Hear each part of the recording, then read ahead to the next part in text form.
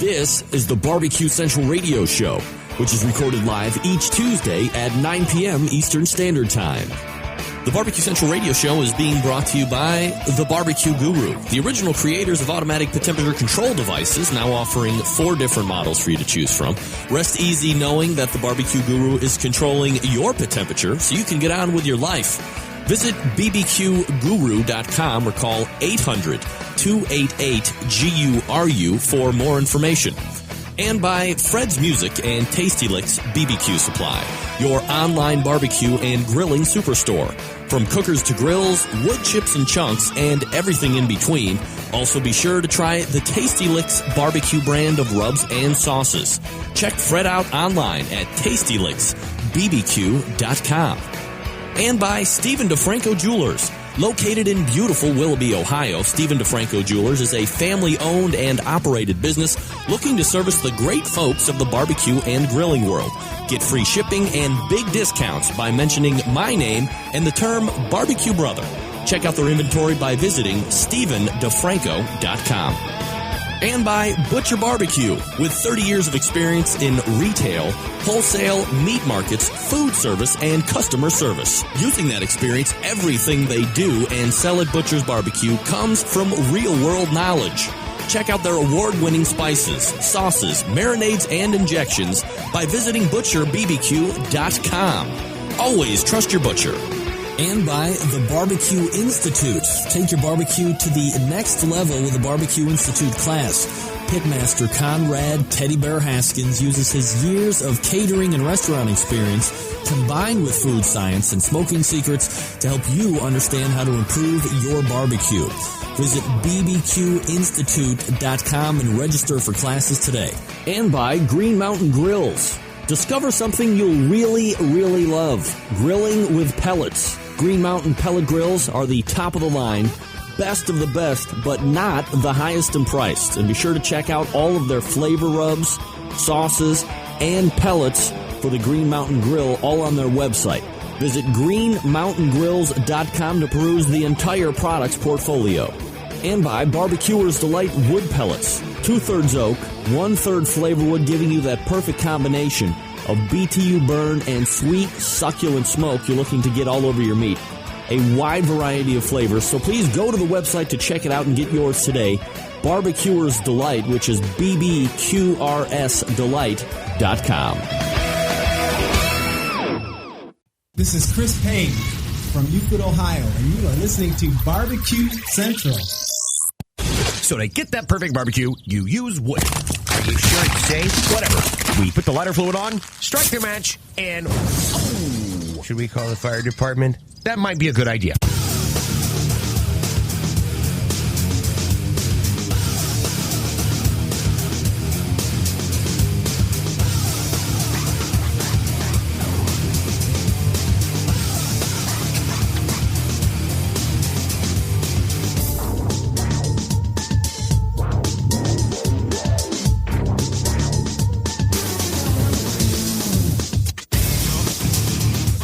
Gang, welcome to another edition of the really big Barbecue Central Show.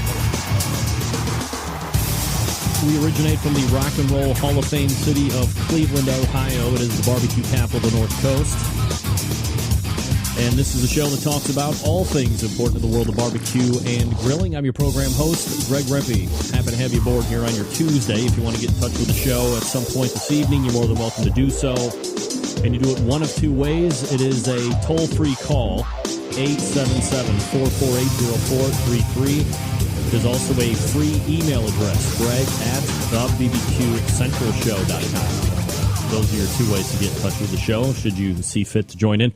All that I ask, of course, is that you can somehow coordinate a sentence that sounds somewhat coherent and brings some type of value to the show, whether it be through the email or through a telephone call. And again, the number 877-448-0433, and the email greg@thebbqcentralshow.com. Let me show you the shirt tonight, Left Coast Q.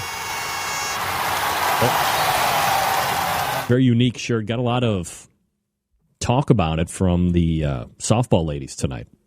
You have a pig. Oh, wait, you have a cow. Oh, you have a chicken on your shirt. You know, when you're 11, wild animals on shirts are all the rage. Matt Dalton and the group over there for giving me the shirt. I've had it for a little while now. I wear it from time to time. Always get a lot of compliments on it. Love wearing the cool shirts. And so thank you to Matt and the guys over at Left Coast Q.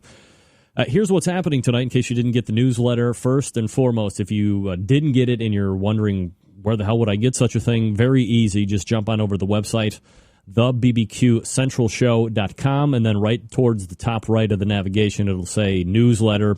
Pop in an email address, bang, you're set up.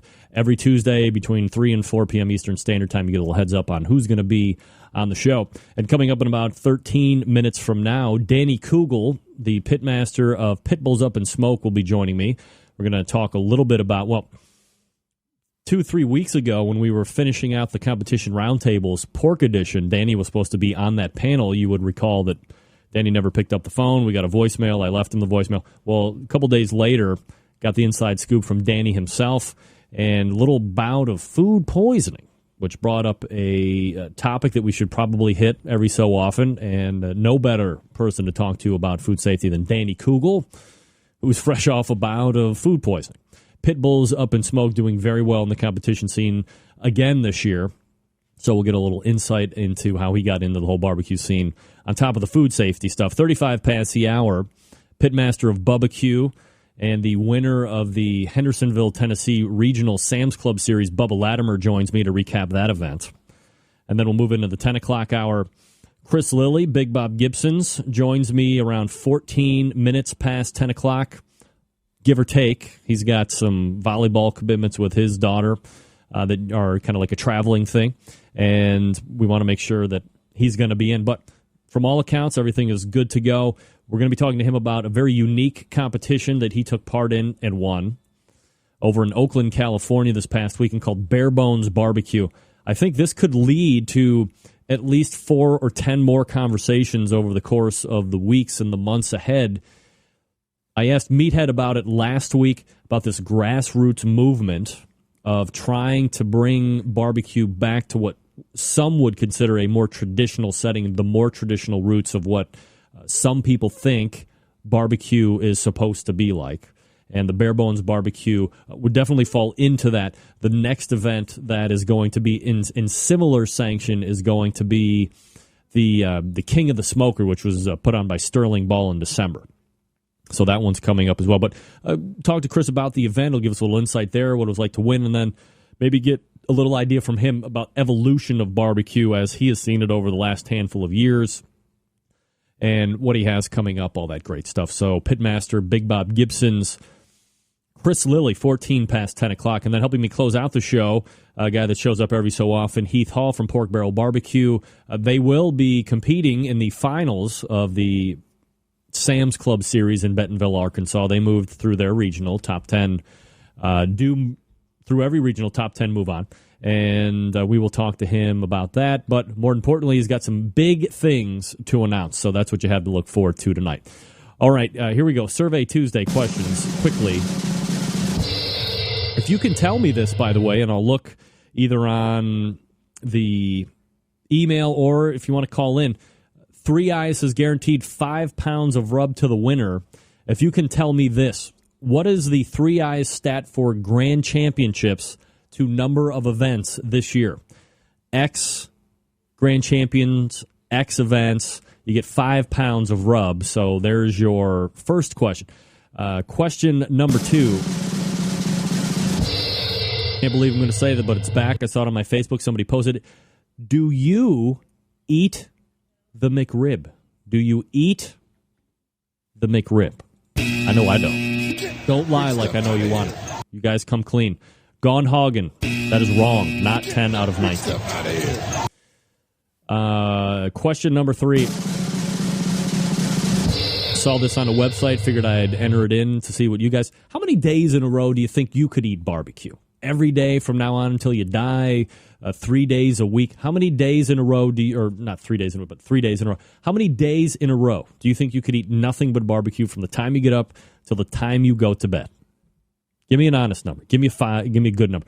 5 pounds of 5 pounds of rub. No. Here we go. Fred recapping the Survey Tuesday questions. All right, Q by the Sea was a contest that took place in Seaside Heights, New Jersey. And wouldn't you know it, who took part in that? Three Eyes Barbecue. What did they do? They won. That's all they do. They win. They don't let anybody else win. They've decided they're going to be doing all the winning. Also, the Sam's Club National Barbecue Tour regional event, regional qualifier to get down to Bentonville, took place in Hendersonville, Tennessee this past weekend. Winning, and again, I guess we'll have in about 30 minutes from now, Bubba Q, Bubba Latimer. Warren County Pork Choppers move on as well. So does Everglades Seasoning Barbecue, Swig and Pig, Good Buddies Barbecue, Q and Stewin' and Brewin', Woolly Bully Barbecue Mafia, Swamp Boys, Rob Bagby, or Rub as you guys call it, and Smoke and Butt Crew round out the top 10. So congratulations to them. All moving on to the finals in Bentonville, Arkansas, October 13th. If you're so inclined to check that out. Now, I have something here that I want to show you. Oh, no. Did I take it off? Oh, boy, I hate when this happens. All right, now I got to find it. And how do I want to do that? New tab. Let's go to YouTube. No, I don't want to go to YouTube. I should probably go to my email real quick and then see if I can pull it up. If you haven't seen it, if you follow Danielle Domofsky of DivaQ, you may or may not have seen this. But I will show it to you regardless. And hold on. Let me get it paused. All right. Let me get a little Checkers call his attacks pants on Josh fire. Mandel getting He may be annihilated. the most dishonest candidate in the He may country. be. Now Josh is lying about his own record. Right, we'll skip this ad. Here we go. Danielle's new show. For me, it's all about barbecue.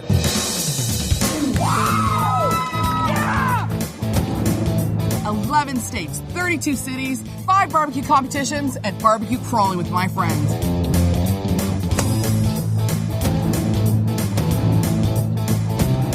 That is meat magic. Check that out. I'm going to try every single barbecue joint I can come across. We don't use any cutlery. We're not a bunch of wusses. I'm going to meet pit masters. I'm going to experience the culture because I can't get enough barbecue. I'll get out of your way because you got a big night. Big night. When it's time to compete, it's time to compete. When it's time to socialize, it's time to socialize.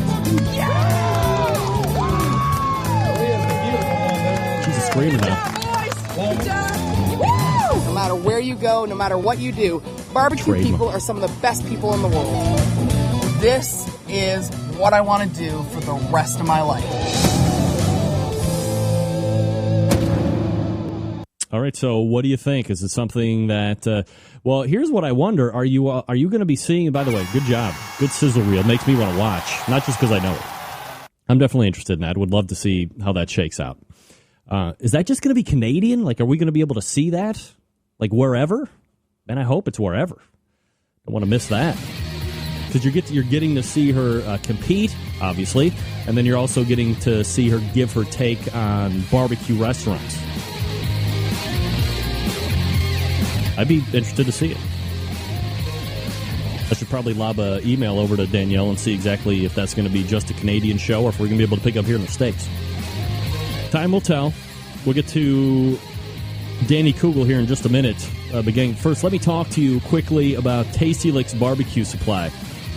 Look, there are unsavory business people and creeping marauders on each and every turn of the internet. I think we can all agree on that by now. And sometimes you're looking for barbecue and grilling items that just aren't stocked anywhere in your hometown or the next town over, or the next town over from that, for crying out loud. What are you going to do? You're either going to go online and buy it, or you're going to go without it. So now that internet grip starts to set in, the hands start to sweat, the neck tightens. You've been jammed up on the internet purchases before. You don't want it to happen again. After all, this is your hard-earned money that you are spending. You want to feel confident that the company you're buying from is honest and fair. Put all that to rest. Great news. Let Fred Bernardo and the gang over at Tasty Licks Barbecue relieve you of your internet buying stresses. Tasty Licks has one of the most complete inventories of barbecue and grilling items anywhere on the face of the earth. All the items that you see on Fred's website are in stock. They are ready to ship to you directly. So be confident. Now, are there other places on the internet that might have the item cheaper? Perhaps. Or are you 100% confident that you are actually going to get the item you buy? How long is it going to take to get to you? All great questions that no one can answer with 100% assurity. That's why when you buy from Tasty Lakes Barbecue Supply, the items are in the store. They ship to you promptly, and everything in the store is priced fairly. Hell, you want to try and work out a special deal with Fred Bernardo? He's a businessman. Sure, he will field the call. You guys can have some type of conversation. Work it out from there. Who knows? Now, Tasty Lakes carries grills and smokers, ceramic cookers, electric cookers, various charcoal types, wood chunks and chips, cookbooks, accessories. If they don't have it, you don't need it. And on top of all that, Fred carries many of the other show sponsors in the store as well. So it's almost like you're doing this 2-for-1 thing. You're shopping for a sponsor's product at a sponsor store. It's great. It's best of both worlds. And don't forget that Tasty Licks has their own line of rubs and sauces as well.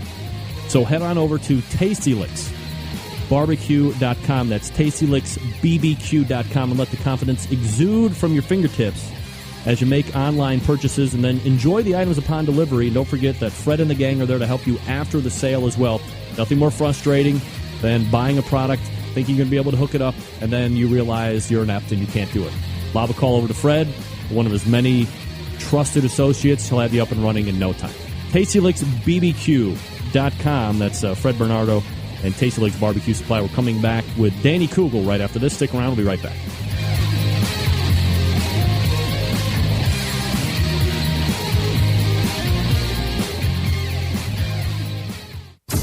Broadcasting live from the Barbecue Central Radio Network studios in Cleveland, Ohio. You're listening to the Barbecue Central Radio Show. Once again, here's your host, Greg Rempe.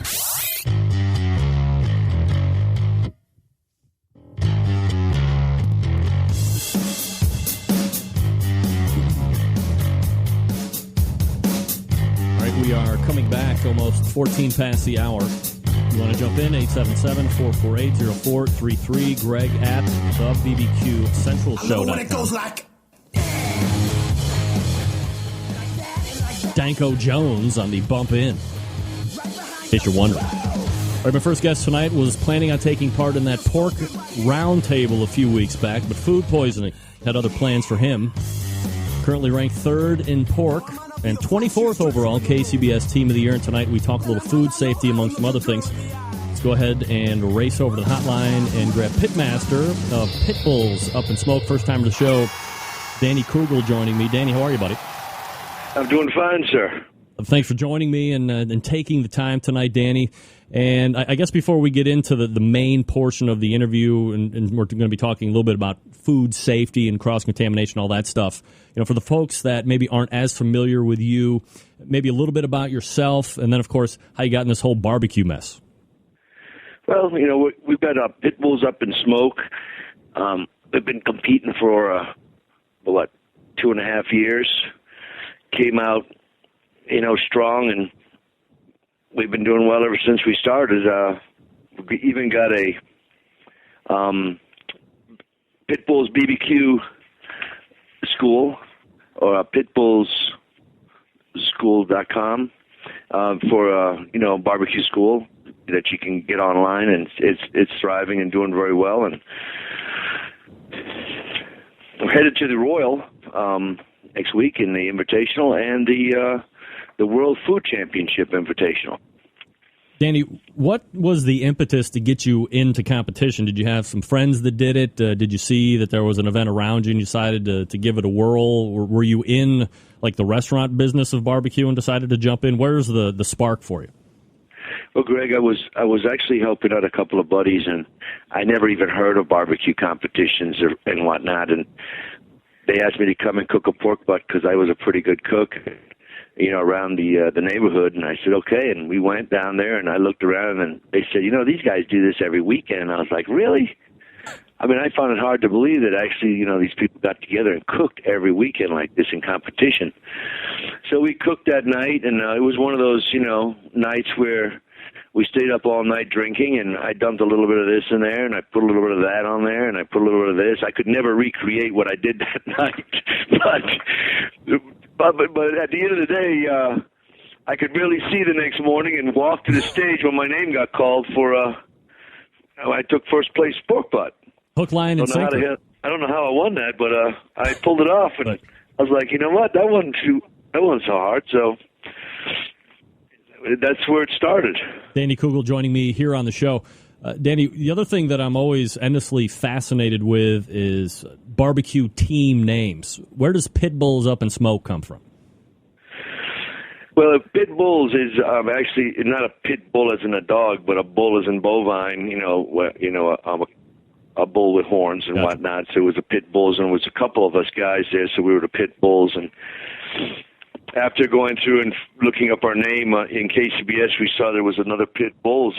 So I said, well, let's just call it Pit Bulls Up in Smoke. And that's how the name stuck. And after that, we went out and let's see, last year we did very well, and we picked up a few sponsors, Moore's Marinade and Royal Oak and a few others, and we decided to get the name registered, so we got a registered trademark. Bubba actually gave me the advice to go out there and get my name registered, and we took off from there. So you're third in pork right now, as we said, KCBS for that category. It's probably one of the categories that has given a lot of top pitmasters fits this year with inconsistency. Can you attribute your success to one or two things or three things? Can you give us a little insight on why you're being so successful at pork this year? Well, I really suffered with pork last year, and I was going 1, 2, 3 and tanking in my pork. It cost me, I would say, about 6 or 7 grand. I got about 6 or 7 reserves because of it, and I turned to a friend of mine, Mike from QOW, and I said, Mike, I don't know what I'm doing here, and being a newcomer to the business and whatnot, he took me under his wing and gave me some pointers, and he pointed me in a direction, and then I was lucky enough to pick up Chris Lilly's cookbook, and I read all about the way he cooks his pork, and started looking at his recipes and whatnot. Quite frankly, Chris Lilly's cookbook was the foundation of my success in all my categories. Chris Lilly's cookbook is I think it should be, it's one of those things that all pitmasters should get and look at and really study. But anyway, I went through that, and then I just started to keep it simple, and spoke to Chris a little bit more in person about the way he cooks his pork. After all, he's 8-time world champion in pork. And so I figured I'd take whatever advice he gave me and combined it. And I'm going to be honest with you, I just keep it very simple. And that's the whole, to me, that's the secret. Just treat it like pork, and it's a delicate meat. And don't overdo it. Don't over-inject it. Don't over-season it. Don't try to change its flavor by injecting it full of things that shouldn't be in there. Just let it be itself and cook slow and low, and it comes out perfect every time. Danny Coogle joining me here on the show, pitmaster of Pit Bulls Up in Smoke, currently third in pork right now. Danny, have you started messing around at all, or have you ever experimented with the this new age of pork that's starting to get a little bit more run now, the Berkshire or the Heritage style hogs, or you just take whatever's at the big box store? Well, I've tried all of those, and for me, I found them to be too high of a quality pork for me to have a consistent product every time I cooked. For me, either they fell apart, or if I cooked for them to 185 degrees, they came out 4 different consistencies. None of them came out the same. So I learned right away, for me, that those high dollar porks and those really good cuts of meat, for me, didn't come out consistently every time. When I went 1, 2, 3, and this was my result, that didn't happen. So I just stuck with plain old IBP butts out of Restaurant Depot, and I've had great success with them because they're pretty much consistent every time. The meat, the marbling, and the fat content. Did you ever take part in a barbecue class, or take under private lessons or anything like that when you were starting to come up to hone the craft at all, or did you not bother with any of that? Well, I started out cooking by myself, learning things the hard way. I did make a few friends along the way. I was lucky enough to have made a friend in Bubba Lattimore, We went out and cooked cooked together one time. It was an FBA. I didn't learn much. I learned. I mean, I knew how to cook. My pork and my whatnot, and really the way Bubba does his thing, I can't. I tried it and it doesn't really work for me. But what I took away from him was how to compete, how to be organized, how to lay your stuff out, how to be prepared for your next step. You know, when you get done with chicken, have everything laid out ready for your ribs, and then have everything laid out ready for your pork, and how to move smoothly and consistently and be organized. That was something I didn't know how to do, and he's extremely efficient when he competes in the way he does stuff. And I was lucky enough to have learned that from him. And there've been a few other people along the way that have given me a few little nuggets along the way that have showed me some stuff, and I was able to prosper from that. Danny Coogle joining me here on the show. All right, Danny, so let's transition a little bit out of the competition thing and more into the subject matter for the next 10 minutes or so, and that's food safety. And it seems, I guess, basic to a certain degree, but as I mentioned in the open, you were going to be on the Pork Butt Round Table, the last portion of those competition roundtables I did a couple weeks ago. You came down with some food poisoning instead. What exactly happened to you? Well, I'll tell you what happens. Everybody knows that meat has to be at a certain temperature. That being said, let's move past that. What happens is this. I've got my sodas and my water and everything in a clean, sterile environment in my cooler. Buddy comes by and says, look, I want to store some stuff in your cooler because I don't have room in mine anymore. I said, no problem. He dumps his stuff in my cooler. I get something to drink out of there. I get sick. I get sick because he had meat, chicken, pork, something in that cooler that his drinks came out of. And that's how you get sick.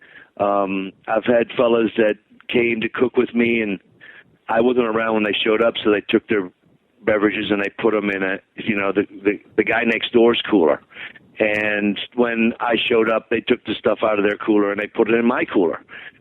And I mean, that's all it takes. And it's happened to me a few times, and I've gotten pretty strict about what happens. And I've got a refrigerator in my trailer, and I keep all my beverages, my sodas, my water, and whatnot in my refrigerator. And I just refuse to drink from somebody else unless I know them personally. Like, me and Bubba compete a lot together on the same circuit, so we'll drink from each other and these kind of things. But every now and then, I'll get zapped by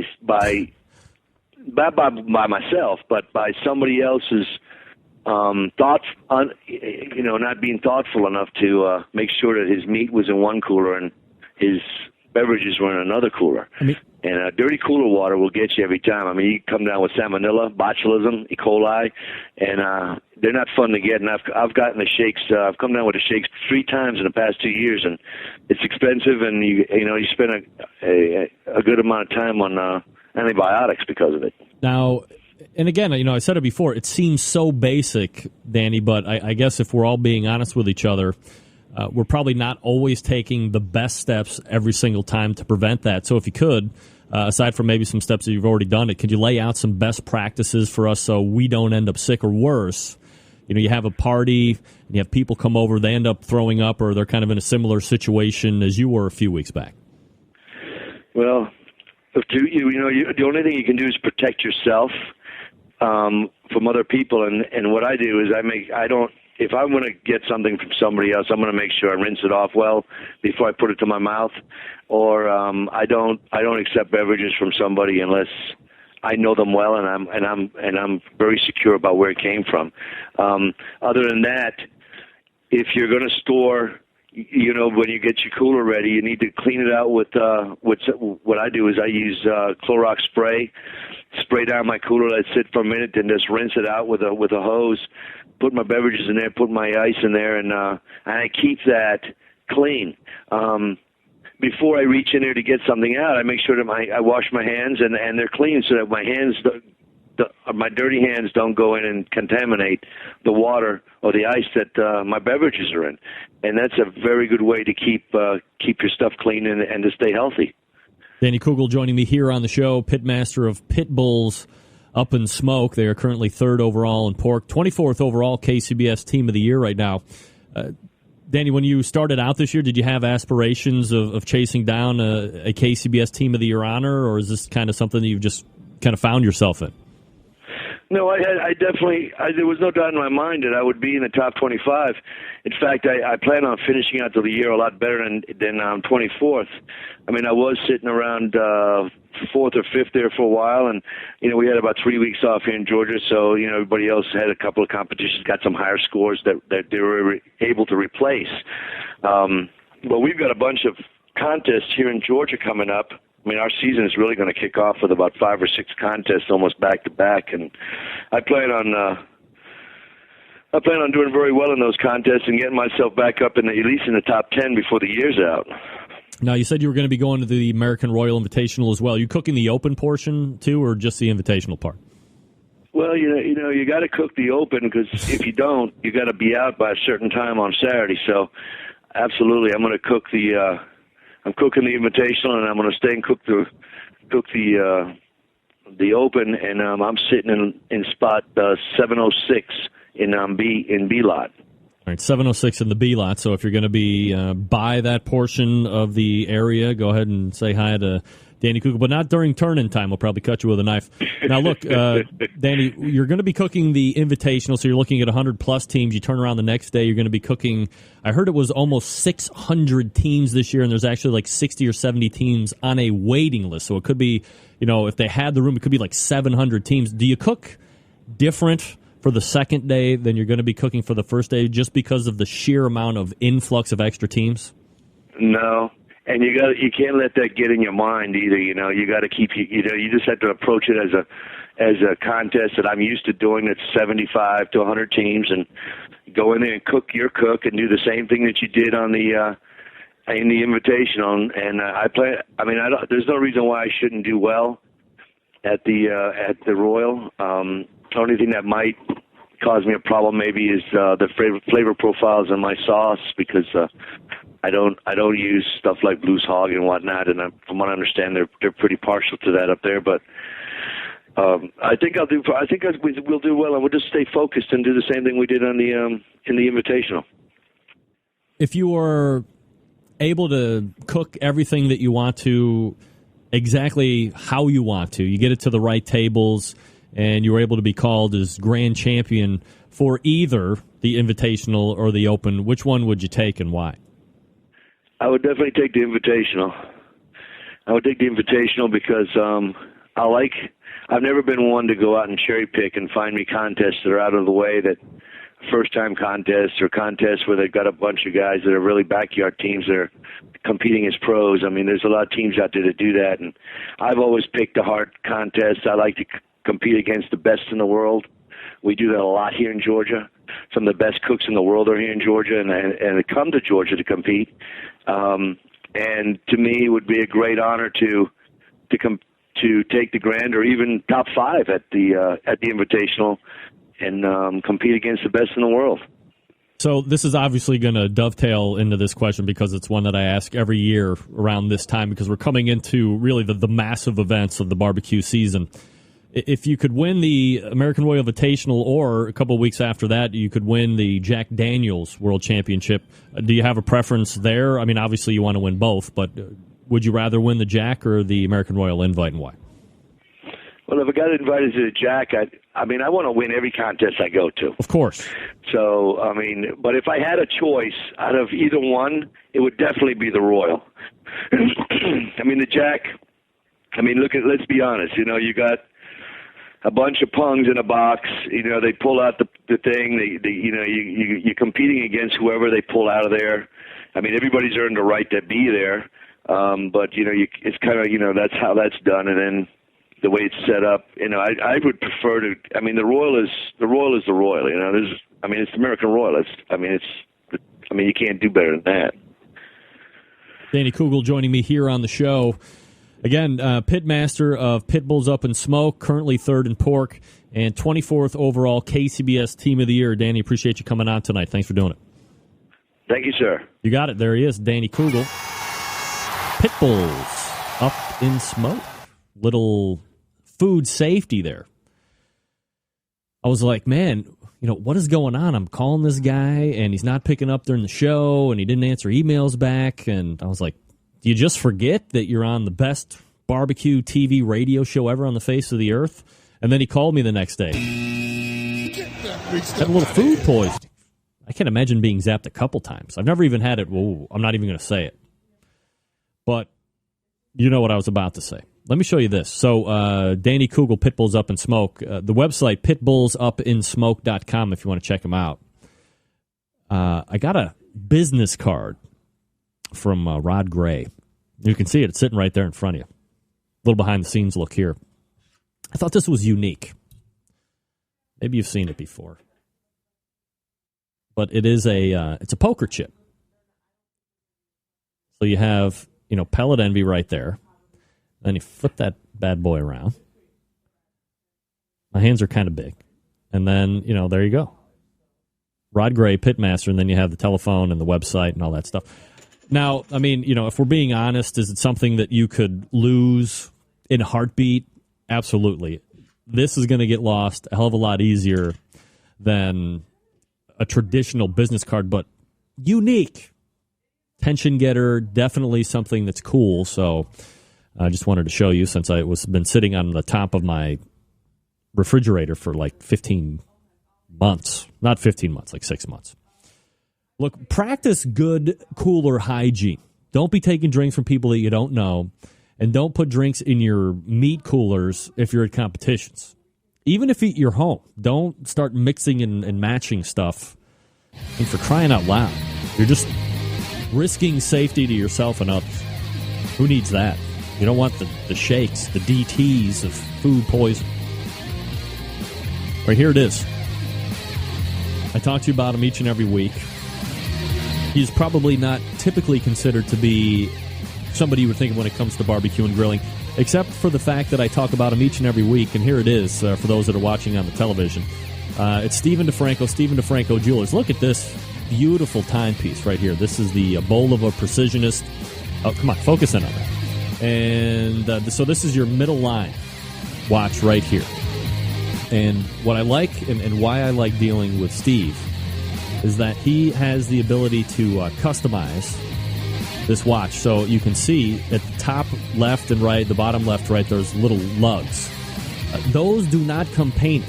He has an artisan in his shop that has the ability to match paint. You can see the red on the inside of the face amongst the carbon fiber layers, which is the black part. This lady can match the paint on the inside of the dial and then paint the lugs, customize the lugs. Are you kidding me? That is phenomenal. It gives that extra push over the edge for this watch. Again, middle of the line here. So it's not going to break the bank. You're going to be saving a huge amount of money. And all you have to do is go to StephenDeFranco.com. That's StephenDeFranco.com. Peruse the inventory, as I always tell you each and every week. And then once you find something that you like, call them on the phone directly.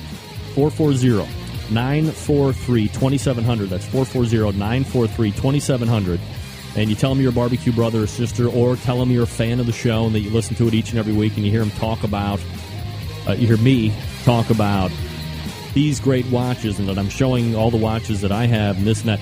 I pay for my watches. Here's the best part. The two watches that I have, believe it or not, cost less than the Accutron that I have. Like 2 for 1. Crazy savings. And you can do it. StephenDeFranco.com, and then you call 440-943-2700. Ask for Steve. Ask for Steve directly. You're dealing right with the owner of the whole company, and he will take care of you. 440-943-2700. Maybe you have a special event coming up. Maybe you want to buy a little something nice for you, or maybe you got to get on the doghouse. Steve has your back. Everything ships free as well.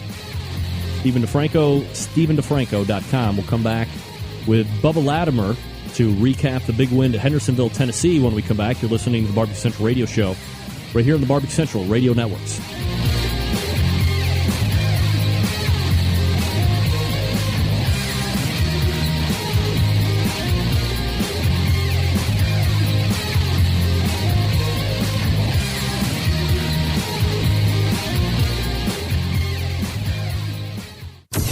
Get in the smoke. Call 877-448-0433 to get on the air. Now, here's your host, Greg Rempe. Big B, Moonshine Band, Suburban Noise Records. Let's go! I'm an outlaw. Give me 2 shots. We don't need a radio. Bring a jukebox for my outlaws. Bring me 3 shots. All right, 37 past the hour. 877-448-0433. Greg at the BBQCentralShow.com. My next guest this hour was in Hendersonville, Tennessee this past weekend, taking part in the Sam's Club Regional Final. Also runs very successful barbecue restaurants. Here to recap their win and the event itself, Pitmaster of BBQ. Go ahead and race over to the hotline. Welcome back, friend of the show, Bubba Latimer. Bubba, how are you, buddy? I'm doing great, Greg. How about you? Oh, absolutely fantastic, Bubba. I appreciate you asking, and thanks for joining me tonight. You know, you make it through the local round in Sam's Club qualifier. Where did you actually qualify locally to move on to the regional? We did our local event here in Marietta. I think we placed 5th or 6th here when we did one. All right, so kind of just squeaking into the regional. And then, of course, this past weekend in Hendersonville, Tennessee, with 30 teams looking to move on to the finals, Bubba, you were able to pull that win off, punch your ticket to go down to Bentonville, Arkansas next month to take part in the finals. As you kind of look back, you've had a couple days away from it. How did the cook go for you, and was there anything out of the ordinary that you had to contend with? Well, you know, this past weekend up in Hendersonville, you know, extremely tough crowd of cooks that we had up there. You know, anybody up there could very easily have won that contest. But I think, you know, we were all vying for the same thing of just trying to achieve a top 10 finish to move on to the finals in a few weeks out there in Bentonville. You know, for myself personally, you know, I just did what I normally do. I did have a couple of hiccups. You know, my brisket seized up on me this weekend, and I only had a little bit of time to work with it. But, you know, I felt for the most part I had a solid cook around, probably like most of the people out there. And, you know, we caught the luck of the draw or the tables or whatever the case it may be, because I actually didn't even think that I'd made it into the top 10. So, you know, I kind of look at this is kind of a weird point that you're making, because I've asked some pitmasters this when they get into the regional rounds, and you said, you know, everybody's just kind of looking to get into that top 10. Does that set you up at all in a potentially dangerous situation? So instead of going to look to win, you're looking to go to qualify into the finals, where you might be setting yourself up for a little something. Well, you know, I think the way that I look at it, you know, if I go out and just try and do a solid cook and not try and pull anything fancy or overthink what I'm doing into it and trying to win that contest, you know, I feel like I'm better off that way. You know, now, of course, when we move on to the finals, I mean, we definitely we're going to be extremely focused on what we're doing out there and trying to get into it. But, you know, you look for the Sam Series, you know, you go to the local regional. You know, aside from winning some prize money out of it, that's great. There's no points or anything else into it. There is definitely some personal gratification into winning the event and making it in. You know, and that's really just the game plan that I took out of it. I think if you go in there with a mindset that you want to win, that you're going to win, and you don't make it, I think that you're setting yourself up for a big letdown. Bubba Latimer joining me here on the show, pitmaster of BBQ, recapping the win that they had at the Sam's Club Regional this past weekend in Hendersonville, Tennessee. So here are the results, Bubba, and I don't know if a lot of people understand this. I saw somebody in the Instant Chat give us the span between 1st and 10th place, but who cares about that? BBQ wins with 697.1426. Warren County Pork Choppers, in a reserve grand effort, get a 697.1424, 2/10,000ths of a point. Have you ever been in such a hotly contested race before? I don't think that I've ever, between a grand and reserve, been that close before. I mean, there's not much more room that you could get into to finish an event. I mean, that was just unbelievable to have that. You know, and of course, I mean, you know, there were big scores at that contest all the way around, and to finish that tight, I think the closest thing that I know of recently, I think Tuffy just had an event where he was maybe 1/1000th of a point from Grand, between Grand and Reserve, but you know, I mean, that's just, it's incredible when it gets down that tight.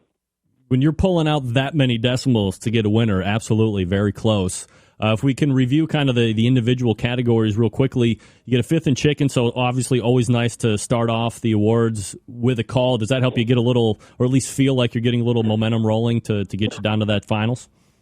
You know, it definitely does. You know, I mean, you know, for me at any event when I go to a thing, to the award ceremony, I'm still a basket of butterflies getting through the chicken category. Whether I get a call or not, I'm still a basket of butterflies. But at this one, definitely hearing your name in that chicken, yeah, it does build some momentum, and you want to keep it rolling. All right, so you have ribs and pork next. You don't get calls, so I'm always fascinated with where is the pitmaster's mind at? Do you think that you're just outside top 10? Do you think that because you didn't hear it, you've tanked off completely? Where are you at after those two categories get called? Well, you know, we got it into ribs. I thought my ribs were really solid this weekend. So that really kind of surprised me that I didn't have the call in ribs. You know, so but like I say, I did think maybe I was just right outside of it. You know, when we move into pork, you know, pork always seems to be my Achilles heel, and I think it's one of the toughest categories to cook realistically because there's just so many different ideas of what people look for in pork. You know, I mean, I thought my pork was solid, but, you know, it's one that, you know, I like to get a call in, but I never know because it does get across the board. Bubba Latimer joining me here on the show. All right, so you get to brisket, you get second in brisket. So not only is it nice to hear your name called because you're in the top 10, but you're just shy of taking the whole category.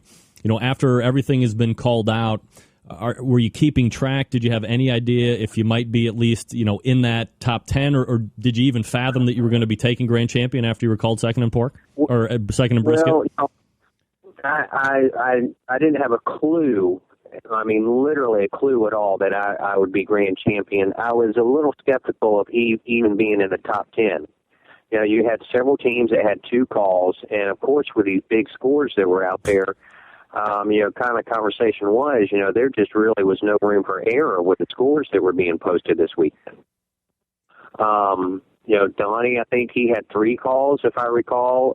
Pack of Smokes, you know, 3 calls with 2 first-place wins in category. And I was actually standing back there with Pack of Smokes by Everglades Seasoning, you know, Rub, you know, a few other guys. You know, when we get down, they start calling the top 10. When they got to fourth place, and I think that was Jimmy with Everglades Seasoning, you know, I said right then, I said, well, guys, I didn't make it in. Congrats to y'all. I actually went over and congratulated Pack of Smokes because I told them, I said, y'all got it. Donnie's reserved, you know, y'all have a great time, go out and win big. And I actually started moving towards the front of the crowd over to where I could get score sheets. And that's when they called, they called Donnie for reserve, and I was just waiting for Pack of Smoke to come up for the final glory. And they called my name out. I mean, I was floored. I hope somebody got a picture of my expression because I don't think I've been that surprised in a long, long time. I mean, it literally was a slap in the face of wow, I just actually won this weekend. I mean, it came out of left field completely. You know, so hearing you say that, my next question was, if we're just being blunt, you've won a lot over the years. You do different sanctioning bodies, you KCBS, you do FBA as well. And when you win a contest like this one, given the teams that were there over this past weekend, given the road in that everybody has to take to get there, and because you really didn't expect it, does it make it that much sweeter to some degree than some of the other ones that you've had? You know, it really did. The level of play, I prefer to do contests that have strong play in them. I think that You really have to be focused and pay attention to what's going on, and I don't like to cherry pick or anything like that.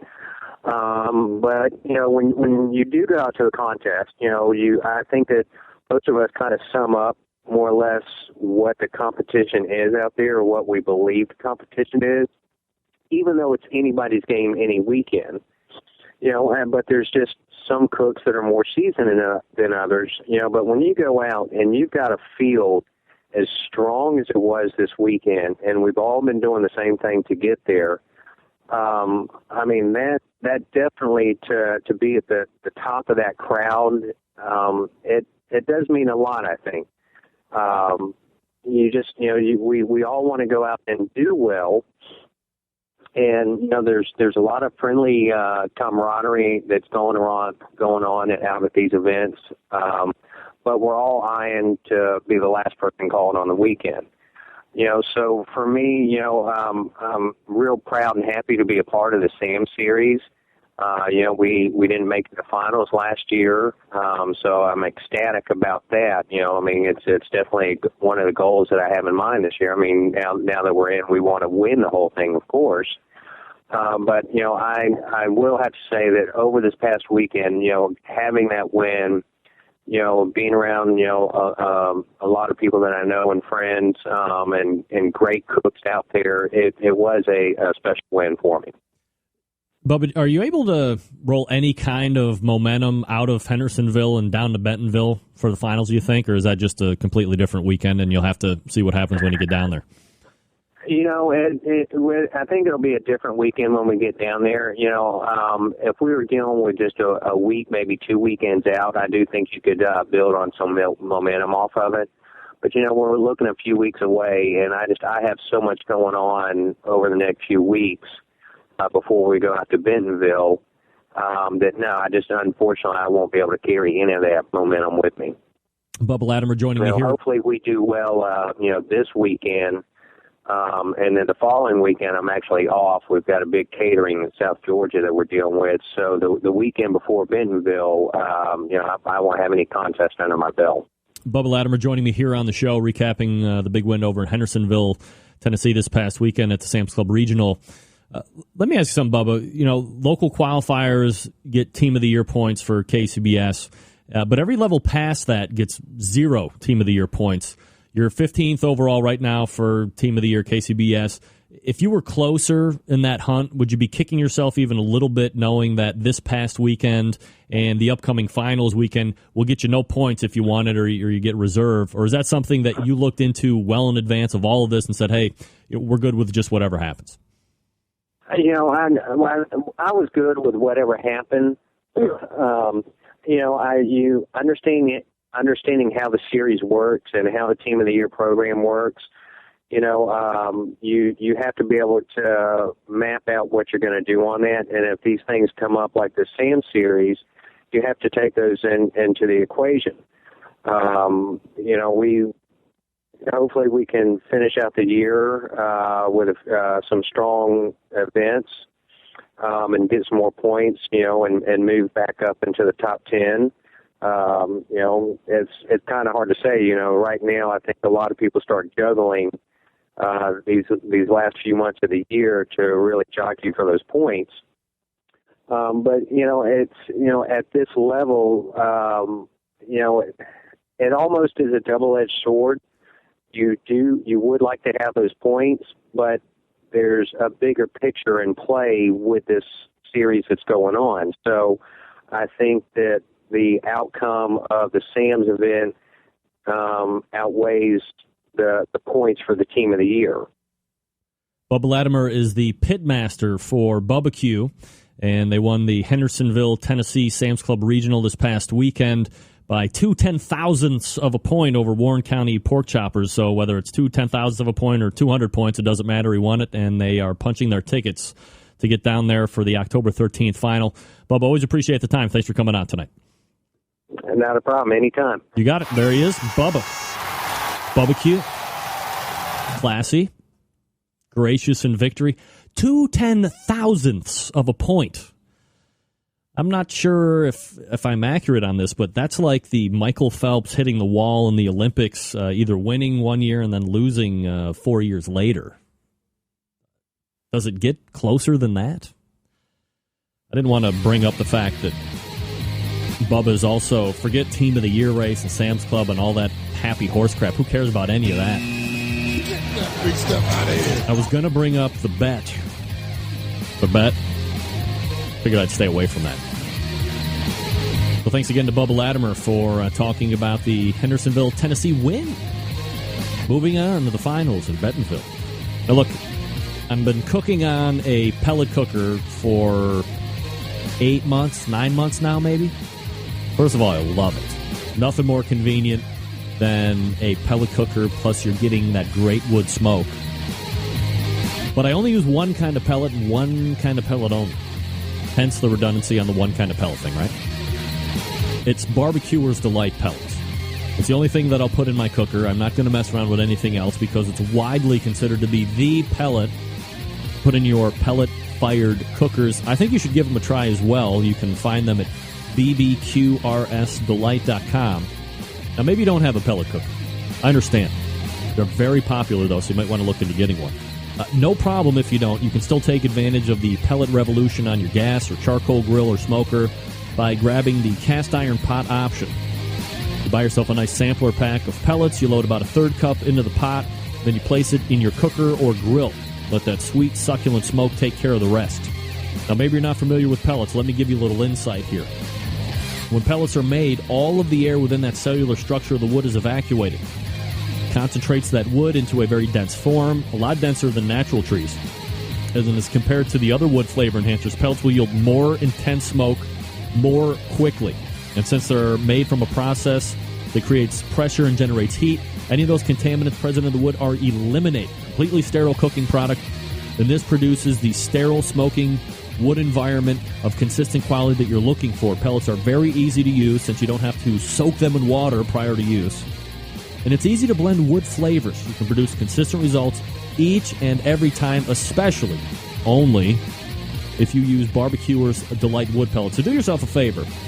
Go ahead and grab some Barbecuer's Delight wood pellets right now. Visit them at bbqrsdelight.com. That's bbqrsdelight.com. Check out all the flavors that they have, like 14, 15, 16 different flavors. And stop fussing with the sticks, and the chunks. Barbecuer's Delight, the choice of competition cooks and backyard hacks just like me. Again, the website Barbecuer's Delight, bbqrsdelight.com. We'll come back and wrap up, recap the first hour, and then point to the second. You're listening to the Barbecue Central show right here on the Barbecue Central Radio Network.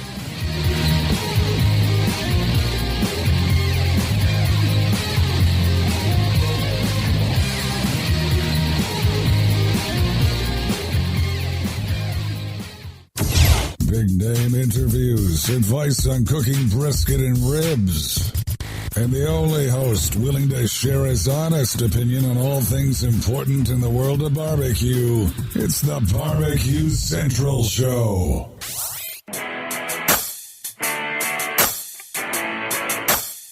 Who would have thought this music thing was going to go this far? I never asked for this. I never asked for this fast living, the women, the whiskey, craziness. There's whiskey in my soul. All right, 5 minutes till the top of the hour. 55 minutes past 9 o'clock. Thanks again to Bubba Latimer for joining me. In case you missed it, well, if you miss any part of the show, subscribe to iTunes, Barbecue Central Radio Show. You can also visit the website, which is right down here, the bbqcentralshow.com. There it is. Oh, sorry, right there. And go to the archives page. Get any portion of interviews that you would like to get, and you're off and running. Never miss another segment. Also, you can always catch the show live if you have a smartphone. TuneIn Radio app, free download. Make sure you check that out. You can listen to it in your car, in your bathroom, living room, whatever. Few interesting things. So Danny Coogle was on at the top, and he said, look, let's make sure that if we are taking drinks from people, you know who they are.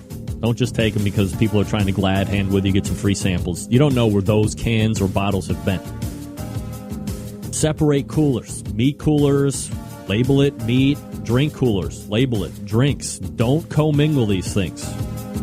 It's going to equal bad nights at the hospital for you, and as Danny said, expensive nights at the hospital for you with all the medication, maybe an emergency room stay. That's not cheap. Been there. And, of course, learning a little bit about Danny's history. He's only been doing it for 2.5 years, so, you can be very successful, as we've come to find out over these last handful of years that we do the show at Competition Barbecue, if you stick to it. And known as being a hard worker, putting in the work to get the results. And then, of course, we were just talking with Bubba Latimer for winning the Hendersonville, Tennessee Sam's Club Regional. So he qualifies, along with 9 other people, to go into the finals in Bentonville, Arkansas. That'll take place October 13th. And we've mentioned it a couple times, 2 10,000ths of a point between him and Warren County Pork Choppers, Donnie Bray, and the gang over there. So huge closeness. I don't know if there was one.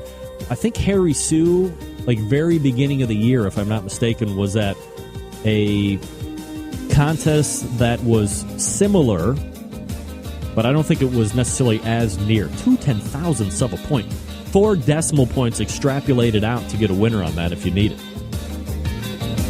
BBQ.com, his website. He's got very successful restaurants as well. So he's doing it on the competition scene. He's doing it on the entrepreneurial side of things as well. Huge cater coming up in a couple of weeks. And then he will be down at the Bentonville, Arkansas Sam's Club final. The last regional coming up this coming weekend.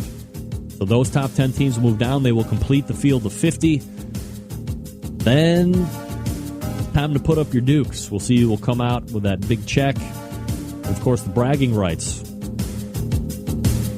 And don't believe what you read on the KCBS website. If you did, it said that BBQ got a Team of the Year points. Incorrect. Get that big stuff out of here. Local Sam's Club qualifiers get you points.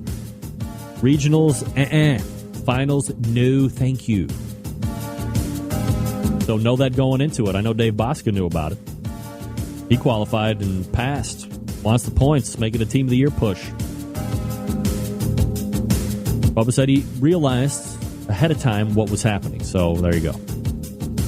All right, we got some great guests coming up in the second hour.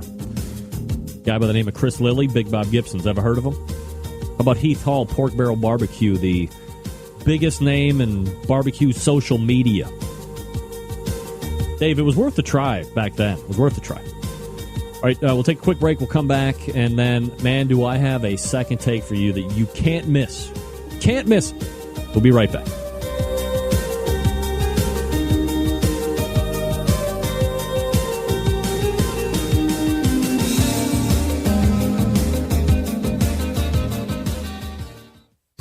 This is Huck Jr., host of In the Hut, and you listen to the BBQ Central Radio Network. All barbecue and grilling, all the time. From my heart and from my hand, why don't people understand my intention? Happy to have you aboard here for the really big barbecue show. We cook because we have to, and we grill because we want to. Fine, how's it going? You have a great show. I'm a big fan. So what seems to be the problem here? This man looks like he's dead, and he's in the crackle. Charbono! It's all about the Charbono, dude! Succulent fish. What? He ate 54 wieners. But listen, Lavernius, shake a face. I'm shaking like a dog shit peach seeds. You could use it to fight off creeping marauders looking to take your steaks off your grills. I just like being anywhere with Junior, Senior, and Diva. Sounds like a whole other type of movie. Wow. Yeah, really. Keep it hot, keep it clean, keep it lubricated. We have top men working on it right now. Who? Top men. All right, just like that, we're in the second hour. Top men have told me we are in the second hour. 877-448-0433. Chadley Von Ward saying it would take, well, he said alcohol will kill all. given copious amounts to his person, Chad would also die. And I don't even want to think about that not even for a second. I won't hear of it. Getting a little misty just thinking about it right now. Speaking about getting misty, Chad, you're going to get misty when you have to shave off that stupid hair on your chinny chin when I win the bet. All right, Survey Tuesday, really quick. What is the 3-eye stat for Grand Championships 2 events? X out of X. You win 5 pounds of rub. Does anybody know it? 5 pounds of 3 eyes rub. Ooh. That's good stuff. Reposting 9 of 21. That is actually incorrect. Now, this is stuff that I have from Dan. So unless Dan is giving me incorrect information, it is not that stat. It is kind of magical. 9 of 21 is not it, Eric Lee. Sorry. Question number 2. Do you eat the McRib? I do not. Don't lie. Have you ever eaten it? Do you eat it? Do you crave it? Do you secretly crave it? You know you crave it. How many days in a row? Question number 3, sorry. How many days in a row could you eat barbecue? From now to eternity, 5 days in a row, 37 days in a row. You tell me. I could eat barbecue from now until eternity. It doesn't matter to me. I have a very dumb palate. I could also eat bologna every day for the rest of my life. I could also eat spaghetti for the rest of the day, for macaroni and cheese, whatever. White bread with mayonnaise or yellow mustard. Coming up next week on the show, confirmed Jim Shaheen from the Washington Post. Not 10 of 19. Close. Close. Not 10 of 22 pork barrel barbecue. Close. Email me because I'm going to get into something. I'm going to stop paying attention to you guys. Jim Shaheen from the Washington Post joins me next week for sure, working on some other guests as well. And here we go. I've mentioned McRib twice because, as luck would have it, the McRib is back. Get that free stuff out of here. Luckily, I was able to find a much better review than I could do on myself that's going to lead into a whole bunch of other stuff. So just sit back and let's watch a review of the McRib, why don't we?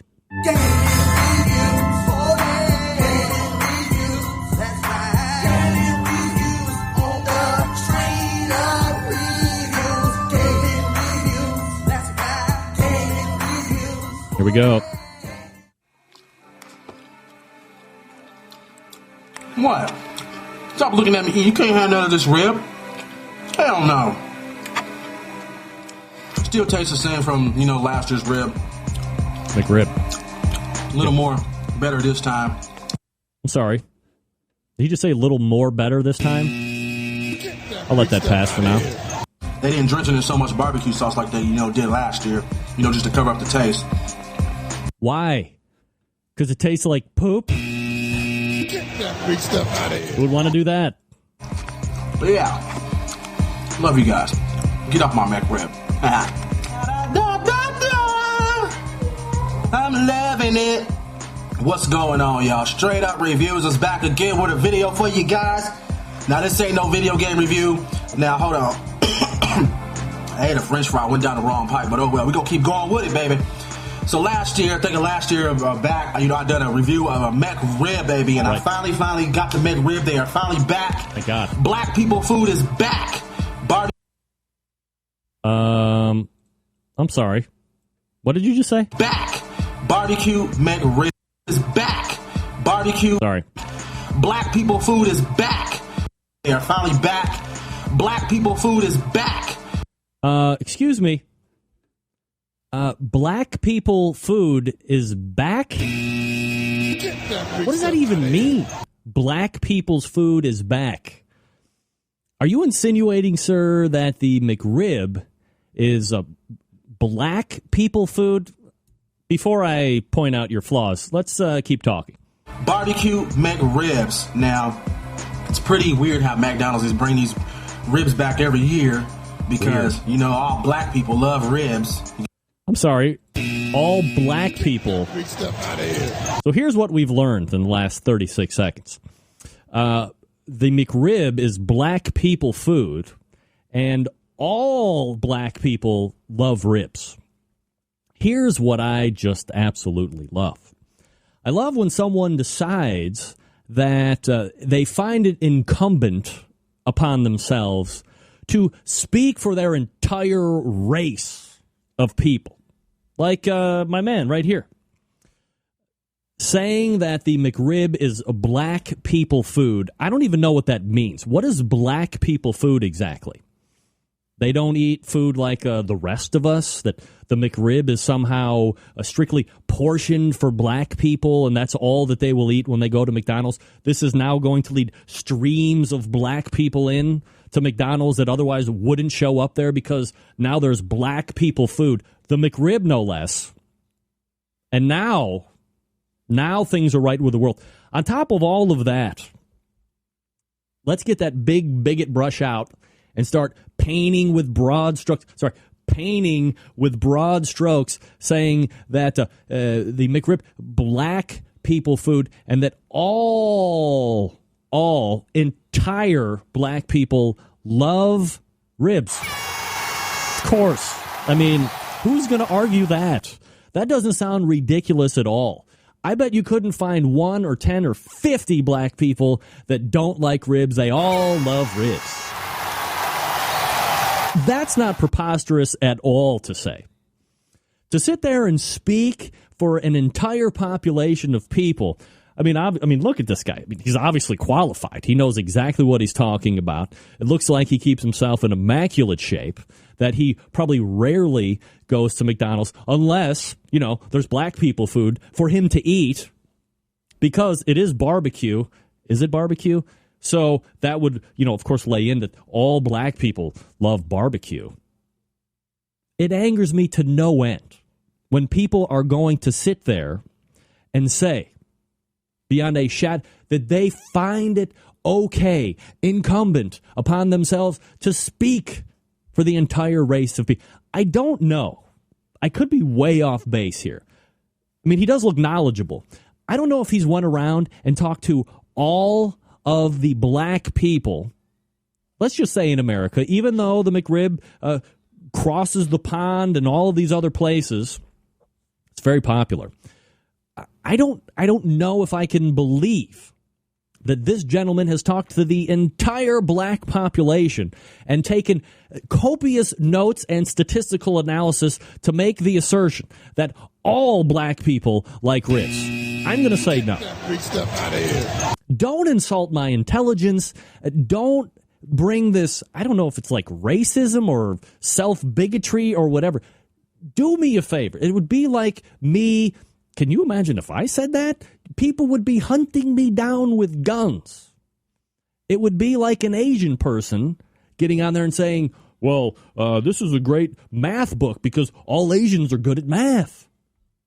Sir, you're completely ridiculous while you're talking, which is why I think we need to let you talk even more. Oh, all black people love ribs. Of course. You know what I'm saying? But, oh, well. I know. We're going to show you guys what we got this package right here of this juicy barbecue rib, baby, with the onions. Juicy barbecue rib? Ugh. On it.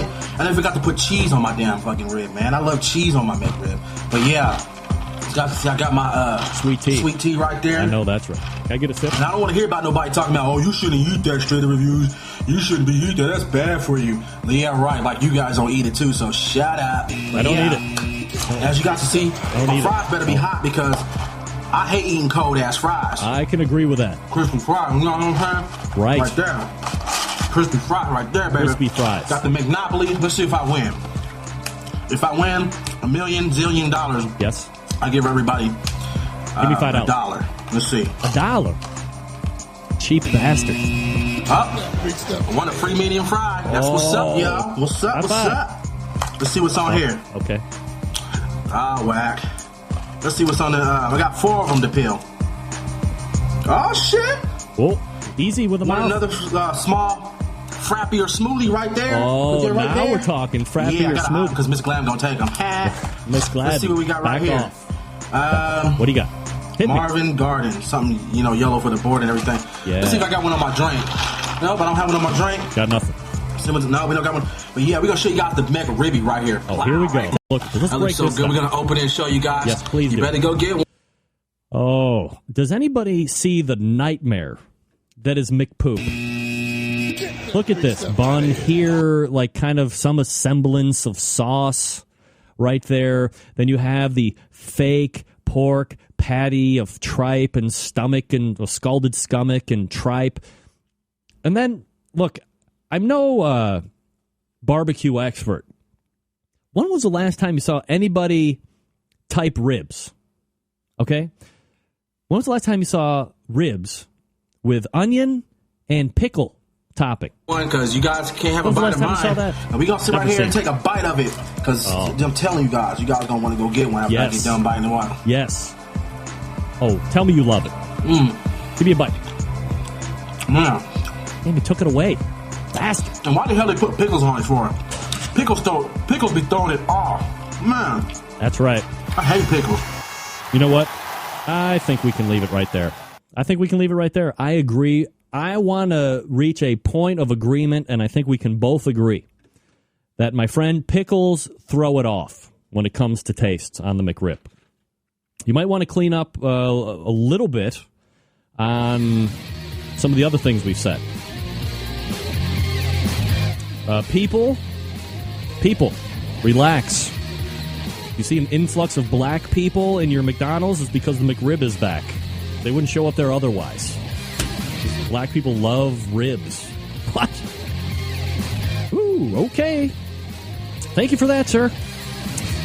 We're coming back with Chris Lilly in just a few. Let me talk to you quickly about the longest-running sponsor of the show, BBQ Guru, located in Warminster, Pennsylvania. They have a number of automatic pit temperature control devices for you to choose from. Now, maybe you're not familiar with how these beauties work. Imagine being able to set a pit temperature, and once it's set, it keeps it running at that set temperature all the way through the cook. Sound too good to be true? It's not. It's real-life technology. It's happening today. Maybe you're a busy working professional, you're a busy parent, you're constantly on the run with kids, doing errands. Quite frankly, just don't have the time to sit around and keep up with the pit temps. No problem. The BBQ Guru allows you to do whatever you need to do. Throw on that pork butt, that brisket, a couple slabs of ribs, and just run around willy-nilly. Let the Guru maintain that pit temperature. And you can check out all the products at thebbqguru.com. That's thebbqguru.com. Or call them toll-free, 800-288-GURU. That's 800-288-GURU. You have the CyberQ Wi-Fi. You have the CyberQ 2, the DigiQ DX2, and, of course, that Party Q, which is absolutely fabulous. It's a $130 point of entry. Simplest way in to get involved with the automatic pit temperature control devices. Maybe you're in the market for a cooker. You can also look at the Onyx oven as well. The Onyx oven has been winning on the competition circuit a couple weeks in a row, if I'm not mistaken. Can accommodate full pans, half pans for food service. Works seamlessly, obviously, with any of the BBQ Guru pit temperature devices. So, again, do yourself a favor. Head on over to thebbqguru.com and check out all of their products. If you have any questions about what to order, call them directly, 800-288-GURU, and they will get you exactly what you need to help you get up and running right out of the box. The BBQ Guru, a breakthrough in barbecue technology. Chris Lilly next. Stick around.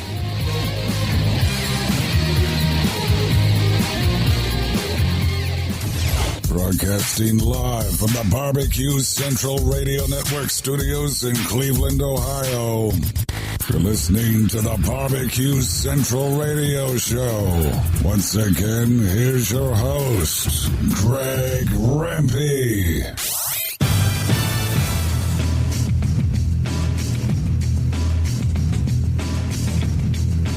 All right, welcome back.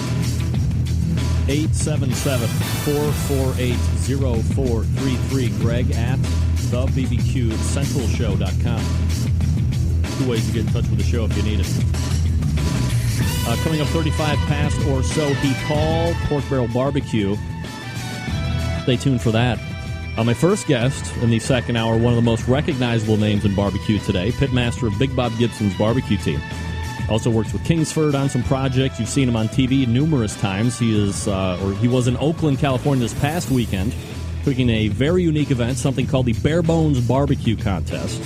and Big Bob's won it. Let's go ahead and race over to the hotline and welcome back friend of the show, Chris Lilly. Chris, how are you, buddy? Chris, how are you? Chris. And 3, 2, 1. Chris, are you there? Hello? Not there.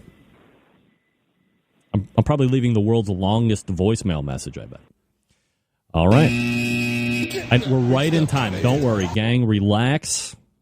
No uh-ohs. I swear. Wait, maybe one. Maybe two. He said he would be here. He's not going to stand me up. We all know what happens if you do that. Bad karma. Bad karma. I hate this part. Plus, I did that. I hate when I do the big talk up and nobody on the other end. I hate that. You know, typically I realize that if you're not picking up within the first 2, 3, 4 rings.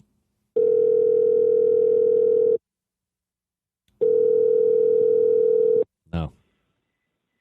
You have reached 256 355 70. Whatever. He's good. Don't worry. He's good for the interview. Probably just racing back from the volleyball tournament. Look, I understand. The last segment was brought to you by my sincere hatred for the McRib. Unquestioned, unbridled hatred for that particular product. But you got to give McDonald's credit, right? They have found something that is crappy, that they can pull away from people, that makes them want it, long for it, dare I say, pine for it over time, and then they just reintroduce it and they start to make more money. The second part was my ability to make sure that we realize that even if it's some sort of a self-racism, it's still here, gang. Newsflash, racism alive and well in the country. By a couple great lines that were uttered in that particular piece. One, of course, that all black people food is back at McDonald's, that being the McRib, and that all black people love barbecue, or ribs, whatever, something ridiculous. So I just wanted to point those two things out. Sponsors, don't jump off. Don't get crazy. Stick with me now. Stick with me. You're not helping them. You're hurting them. Shouldn't be talking about it on the YouTubes. Let's try Chris Lilly again. I'm wondering, should I go back? Should I do the complete over-the-top intro again and bore the crap out of you people, or what? Yeah, wow. Replacement refs for barbecue. Some would say they might already be involved. I don't know anything about that. Don't know anything about it. See, this is where I get worried. I'm like, did I put the right number in? Sure I did. You have reached to... Uh-oh. Phone not working. All right.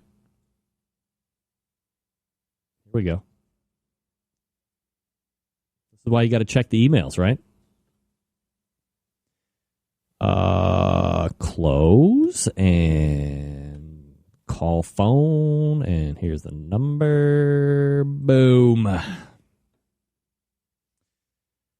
right. This kind of kills the big talk up, I guess. How come that didn't show up in my other one? Hey, Greg. Hey, Chris. How are you, buddy? Hey, can we do it on my cell? For some reason, my landline is just absolutely not working. Yeah. Can you email it to me real quick, or I don't want to give it out over the air. This is it right here. Oh yeah, this is fine then. Sounds great. Okay, good. All right, so joining me now is the pitmaster of Big Bob Gibson's barbecue team, Chris Lilly. I did a huge talk-up for you, and I don't want to bore everybody else with it again, but I gave you high praise and, of course, mentioned the fact that you were in Oakland this past weekend in a very unique event, something called the Bare Bones Barbecue Contest, and you actually walked away with Grand Champion. So it is kind of a unique event. You come out on top, and you go up against some really talented individuals and teams. This is invite only. So I guess my first question is, how were you approached to take part in it? And I guess when it was pitched to you, what did you think of the concept? Well, I always have a huge interest in a contest that's going to challenge me and basically just a little bit different than what I'm used to.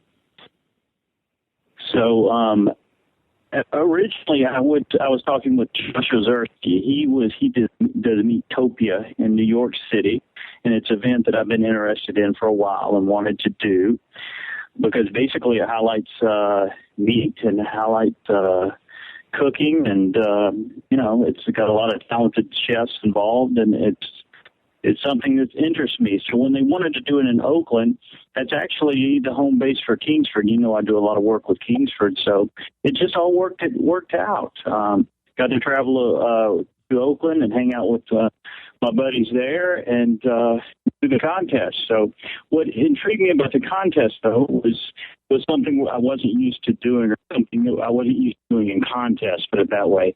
So the categories were pork ribs, lamb ribs, and beef ribs. So there you have it. It was no aluminum foil, no injection, no pans, no grip pans, no MSG, no phosphates, just straight up meat on the grill cooking. Wasn't even our own cookers. So they provided the cookers, the meat. We just went out there and cooked. So when you're presented with that, is that immediate, like the competitive juices get flowing, or is there a little bit of an oh shit moment where you're like, well, I'm not going to have my cooker, or I'm not going to be using, my particular injections or whatever, or you're like, it doesn't matter, I'm just ready to get out there and see how I stack up? Instant appeal, without a doubt, no hesitation whatsoever. It's, I just like to cook on, different things and have different experiences.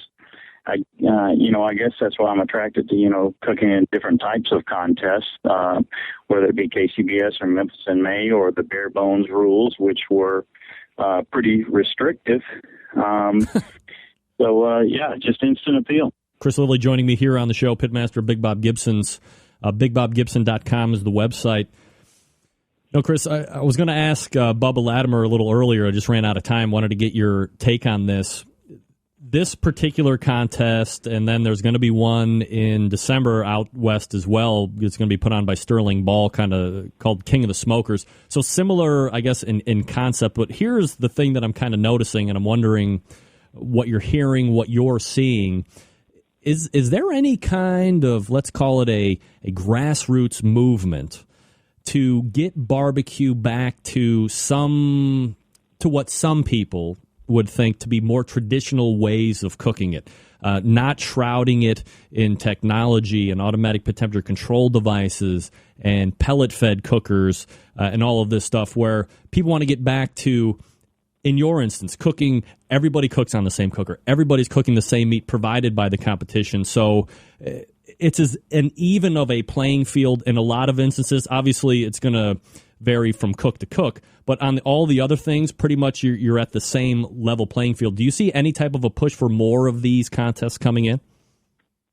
That's a good point, Greg. And it's not just a movement within the barbecue industry. It's a movement as a whole in the food industry. I'm seeing it wherever I go, wherever I travel all over the country. It's taking place in New York and Miami and San Francisco, really all over. And it's a movement back to the small farmer, back to the homegrown, the farmers markets and things, local product. It's what I think. I'm just seeing more and more of it. So yes, it's a push back to away from technology, doing it like we used to do it years and years ago.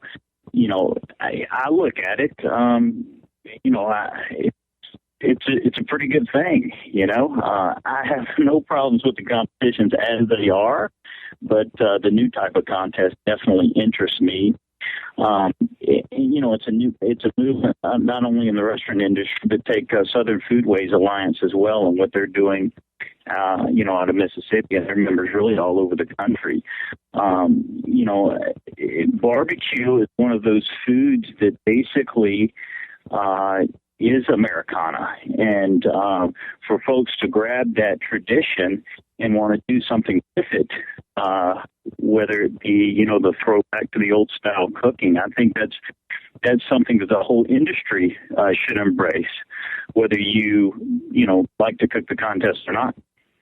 Chris Lilly joining me here on the show. So if we can get back to that event a little bit, when you get your meat, you know, kind of take us back through, you know, how are you prepping these ribs? Were you cooking them with any specific temperature ranges? How do you know, you know, when they were done? What are you looking for? And I guess turn-in wise, is it similar to a KCBS style turn-in through styrofoam box and garnish stuff, or is that completely different as well? It was all so different, and it was pretty funny because I didn't really know all the rules until I got there. I knew what I couldn't use, but, you know, they said lamb ribs and beef ribs, so I really didn't know. I mean, that could encompass a lot, and then pork ribs as well. So I didn't know really until I got there what I was getting myself into, but it was so fun. The cool thing about it was everybody had the same grill. It was just a small offset, like you could get at, you know, Walmart or Lowe's, Home Depot or something. The temperature gauge was pretty funny. It was pretty laughable. It had warm, ideal, and hot. And the ideal range, best guess, was anywhere from 200 degrees to 450 degrees. Ideal. So, but and they're all new cookers, but some of the guys actually fired those up the day before and you know, try to get a feel for their temperature gauge, which actually helped me because they're kind enough to tell me, hey, you know, we think that, you know, 250 degrees is at the, you know, A in the first ideal. But it was a learning curve for me the first hour. What I did is put on my meat probably 5 hours before or at least my pork and my ribs 5 hours before turn-in. And I checked after the first hour, and as soon as I checked it, I knew I was running behind, and I had to push it. So that told me everything I had to know. Basically, it was sort of a feel it out the first hour and then make changes to make sure my meat was done on time. Obviously, the pork ribs you have, you know, extreme amount of comfort with. I mean, unless they were some crazy kind of pork ribs, which I'm guessing they weren't. Otherwise, I probably would have heard about that through the grapevine. Beef ribs, I'm assuming you have some experience with as well. What about lamb ribs? I didn't really know that. I've heard of barbecue kid before, this and that, but I've never really heard lamb ribs specifically. How do those present to you? Lamb ribs are fun. You know, I've done lamb ribs before, and basically, for anybody out there, followed the same recipe that I did in my book for lamb chops. So basically, I took a dry rub and mixed it with olive oil and soy sauce, and made a paste, and that's what I used on the ribs. You know, a lot of people think lamb, and you know, you don't want to cook it, you know, above medium or it's tough and everything. What I would say is treat lamb ribs the same way you would treat pork ribs or beef ribs, and there's plenty of fat there, and it's going to keep it moist. And you want to, you know, cook it up close to 200 degrees until it gets nice and tender. You're going to have plenty of moisture. The meat's not going to dry out. So that's how I treat it, and it did well for me.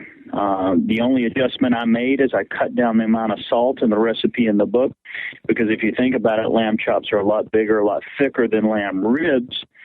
So you have to have more salt to carry through the entire cut, whereas the lamb ribs are a lot thinner, so you need to cut back on the salt so it's not overly salty because there's a lot of bark in lamb ribs. Chris Lilly joining me here on the show. BigBobGibson.com is the website if you want to check it out. As you're getting ready to turn in, like, is there a stagger? Are you turning everything in kind of at once? What was the set-in like? Well, I tell you, it was a laid-back contest. Everybody was just sitting back, having a good time. It was a 30-minute stagger. We had pork ribs first, and then beef ribs, and then lamb ribs, which I thought was an interesting choice. And that the shortest cooked meat was turned in last. But, it worked out fine. There wasn't styrofoam boxes. They were like boats, they're a little bit bigger than 2-pound boats if anybody's in the restaurant business. But basically the paper boats you would get French fries in at the fair, that's what we had to turn in. Wow. And one of the criteria was creativity. So it's sort of funny, how do you get creative with ribs in a fry boat? But we managed to do a little bit of that and had a good time with it. And I was really pleased how my meat came out, especially my beef and my lamb. Yeah, I was going to say, when you go back, you look at the results, first place in beef ribs, first place in lamb ribs as well, which obviously helped you get to the overall grand championship there. I had heard through rumors of other people that had been there that the pork ribs that you made were some of the best that people have ever experienced, and yet falls short. How did you like your pork ribs going into turning? Well, you got to realize that when I cook, I'm comparing against everything that I've ever done. And cooking this style of competition straight on the grate, no wrapping, no pans, no anything, no extra moisture in the cooker. It's going to be a little bit different texture than what I'm normally used to in competition. But with on the cooking style, I was very pleased with them. One thing I didn't know is where the judges were from, what their flavor profiles are. If anybody ever tells you that no matter where you go in the country, all judging flavor profiles are the same, they're absolutely insane. Because it's just not true. So I really didn't know who the judges were, where they were coming from. Or even the thought crossed my mind is, the bare bones cook-off, going back to basics, the throwback. I even considered not putting any sauce on them, or to go a lot less sweet than I would in competition. But, just went with a regular competition rib. And I thought they turned out really good, but I didn't win. I don't even know what place I came in ribs, to be honest with you. Now, when we're talking about judges here, this isn't, like some of the other competitions. These are judges that are invited in, that they were, deemed the experts in the industry that were going to be able to really have a discerning and an incredulous palate to decipher which of these ribs are really best to give the grand championship to whoever was deserving. And yet, on a West Coast level, at least stereotypically, you hear that they like stuff spicy, not necessarily as sweet. Did you find that to be at all the case? And how did you find the judges to be qualified enough, or did they think that they were just kind of bigger deals than they really are? I really didn't know any of the judges until maybe after the fact and talking to some people, but I think the budget, as far as barbecue goes, the judges had some nice credentials. A lot of the judges could absolutely be considered masters. Some of them not necessarily competed all the time, but we're talking people that live and breathe barbecue, who are in barbecue 24/7, which I have no problem with whatsoever. If I had it to do over again, I probably would have backed off on how sweet my rib was. But you live and you learn, I guess. But I have absolutely no problem with the judges. And you win grand championships, so how bad could it actually have been? Chris Lilly, Big Bob Gibson's joining me here on the show. Chris, if I could ask you, and we kind of touched on it a little bit in regards to, the bare bones contest and some of the other events coming up. You've been in this game a long time. You've seen a lot. How many, or what are some of the biggest changes that you have seen that, maybe you used to do it when you were out competing when you first got out there, and now to present day where you're like, man, that's something I would never do now, or that's something that we used to do that we're not going to even bother with because it is going to tank our score. What are some of those biggest evolutions of barbecue that you've seen over the years? Wow, the biggest evolution absolutely has to do with probably pork shoulder. When I first started cooking pork shoulder, it was basically injection, dry rub, put it on the pit, shut it up, forget about it. I would pull it off the bone and I would serve it. KCBS, I did not sauce my pork whatsoever when I started. Memphis in May, I never put an ounce of sauce on my pork through the first 6 World Championships at pork in Memphis in May. I never sauced my pork. Always turned in sauce on the side. But now, Memphis in May contest, I'll without a doubt put a sweet glaze on my pork before it comes off the pit. KCBS, I glaze my pork. It seems everything is moving toward a sweet glaze. I would not call my pork saucy by any means, and I still don't sauce my brisket. But I guess the biggest changes in me is I'm having to adapt and put a lot more sauce on my meat than I used to. Hopefully, and I'm keeping my fingers crossed on this, hopefully one day it will turn back around and start getting away from sauce, because I think we're losing a little bit. Everybody's going to the same sauce, covering up a lot of the flavor of the meat. So maybe one day it'll revert back to how it once was. I hope it. Chris Lilly joining me here on the show, kind of talking a little bit about the evolution of barbecue.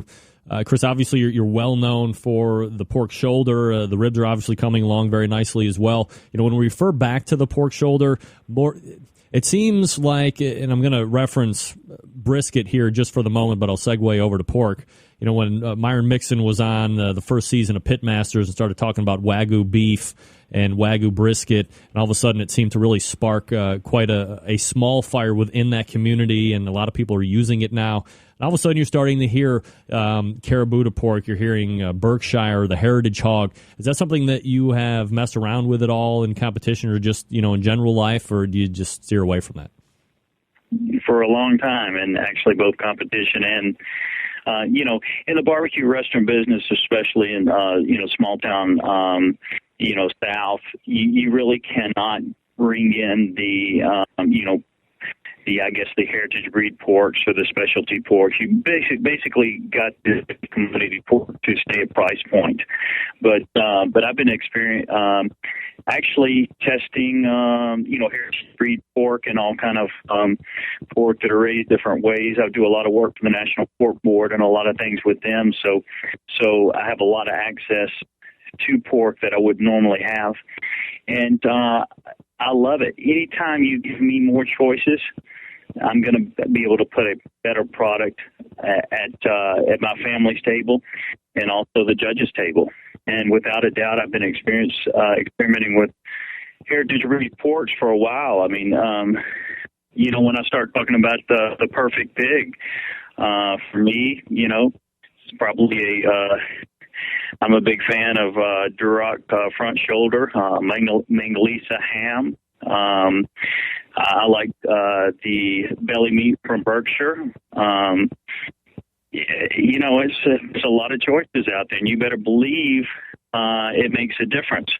But when it comes to pork, I guess the two major factors are color and marbling. What color is the pork? Is it a pale pink? Is it a reddish pink? Which reddish pink, in my opinion, is better. It actually has a lot more moisture retention than a pale pink. And also marbling within the meat, which is also another important factor. Chris Lilly joining me here on the show. Chris, before I let you go, what are you going to be up to over the next couple weeks or month? So if people are kind of traveling around the country, where they might be able to get a handshake and say hello. Well, I hope that people will stop by the American Royal in Kansas City in 2 weeks and give me a shout out. I'll definitely be up there cooking. I haven't missed that one in a while, so I'm looking forward to doing that one this year. Most about my big run of trips, I think I've been gone about the last 8 weeks, but I've got to lighten the load a little bit because I'm presently working on another book. So I got to get back to work in the kitchen and in the backyard cooking recipes. So yeah, American Royal, and we'll see what happens the rest of the year. Got a few more outings, but some of them are private corporate events. But I'll get the word out without a doubt. Facebook, Twitter, website. Any chance you're going to be at that Kingsford Invitational Championship November 10th? I think there's a good chance I'll be there. If I get absolute lucky enough to win the American Royal, I'll be there with bells on cooking. If not, I will definitely be at the Kingsford Invitational. Actually, maybe just hanging out without a doubt, and maybe just visiting and doing the Kingsford thing up there. Now, and that's actually phenomenal. And Kingsford stepped up another time. That is one company who has actually embraced competition barbecue and is putting the money where their mouth is. And the Kingsford Invitational excites me. I would love to participate, but you know what? In order for me to participate, I got to win, get out there and win the American Royal or Memphis in May or one of the other big contests to do it. So it's going to be a tough competition, bringing everybody together to see who is the year's best. Hopefully I'll be cooking, but I without a doubt will be there. And you mentioned the Sterling Ball contest out in California. Yep. There's a good chance you might see me there as well. Well, Chris, I don't want to get you too excited, but rumor has it that on November 10th, I will be at the Kingsford Invitational as well, just kind of hobnobbing as well. So it will be an honor for you to finally meet me. Hey, I can't wait. I absolutely cannot wait. Well, let's just make it happen. We'll meet you there at the Invitational, and hopefully you can jump in and help me cook. How about that? Well, we want to give you every chance to win, so I will politely decline exactly right now. So Chris Lilly is the pitmaster of Big Bob Gibson's. You can find the website bigbobgibson.com. Chris, always appreciate the time. Thanks for coming on tonight. Thank you for the invitation. You got it. There he is, Chris Lilly, pitmaster of Big Bob Gibson, winning the Bare Bones Barbecue contest. Glad we're able to work that in, if you will. Chris Lilly is going to get to meet me.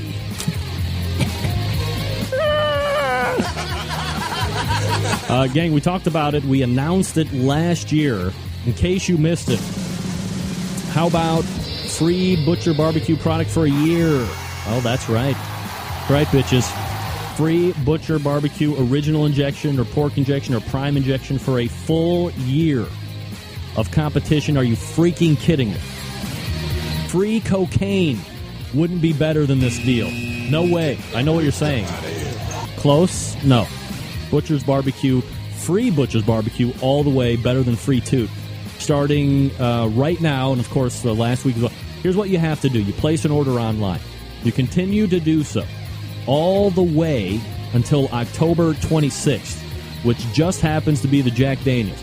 Entry closes when the winner of the Jack is announced. Now, here's the best part ever. The winner of the free Butcher's Barbecue injection for a year will be announced live October 30th right here on the Barbecue Central radio show /TV show, whatever. In true Jack Daniels qualification process, every order placed from now, or it's been going on for a week or so. Dave, how long has it been going on for? Please. Every order placed will be in the running. What am I trying to say here? Oh, right. Every order placed until the winner of the Jack is announced, your name will be added to the hopper each and every time you place an order. Let me give you for instance. This has been going on for 10 days, so from now until 10 days ago.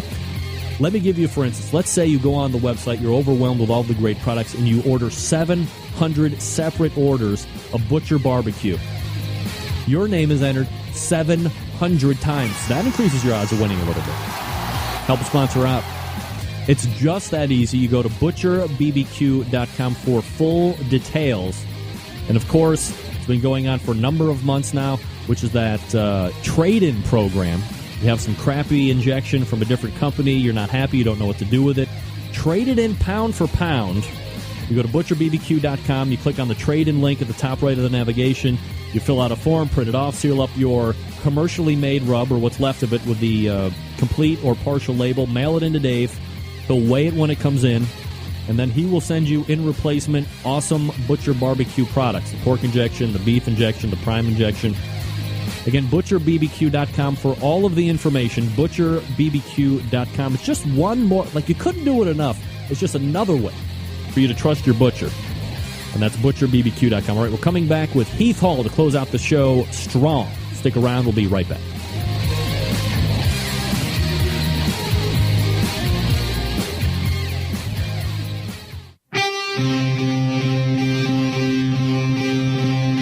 Get in the smoke.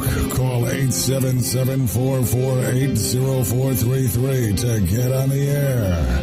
Now, here's your host, Greg Rempe. 46 past the hour. 877-448-0433. Whoa. Greg at the BBQCentralShow.com. Those are the two ways to get in touch. Thanks again to Chris Lilly for hanging with me. Let me make sure that I do this right. Not going to do that. Not going to do that. There we go. Make sure we got all the time we need. It's only fair.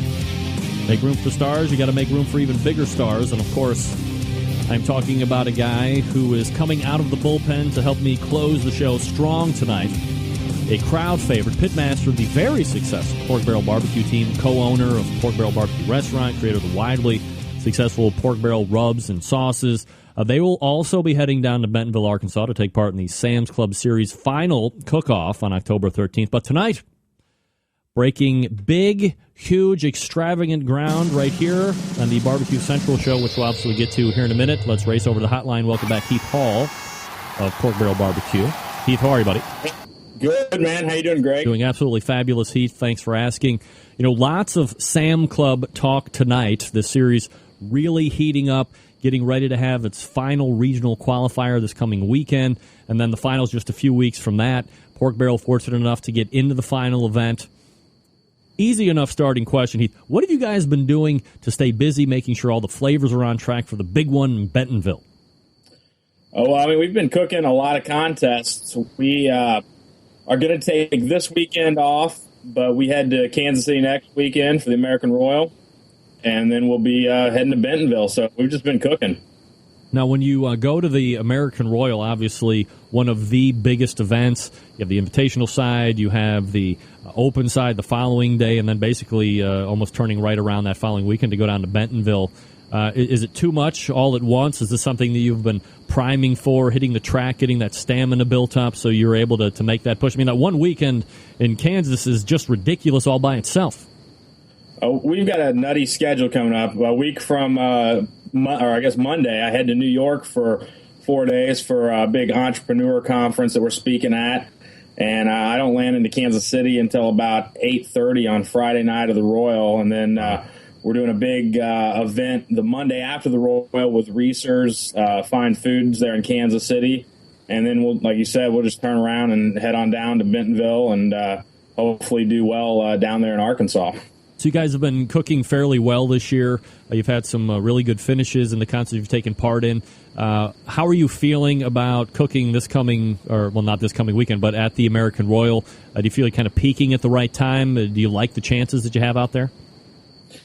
Yeah, I think we're really coming into a good groove here in the last month or so. Our brisket's been just right on most contests. Our pork has been generally pretty good. However, we kind of tanked in pork there in Chesapeake at the regional. We finished 29th out of 30. Thankfully, we had 3 strong categories with ribs and brisket and chicken. But I think we're looking like we're in late season form, and it's tough though because we're going up against a lot of great teams in Kansas City and then a lot of great teams in Bentonville. So if you don't bring your A game and have 4 strong categories, then you're probably not going to be looking at a great result.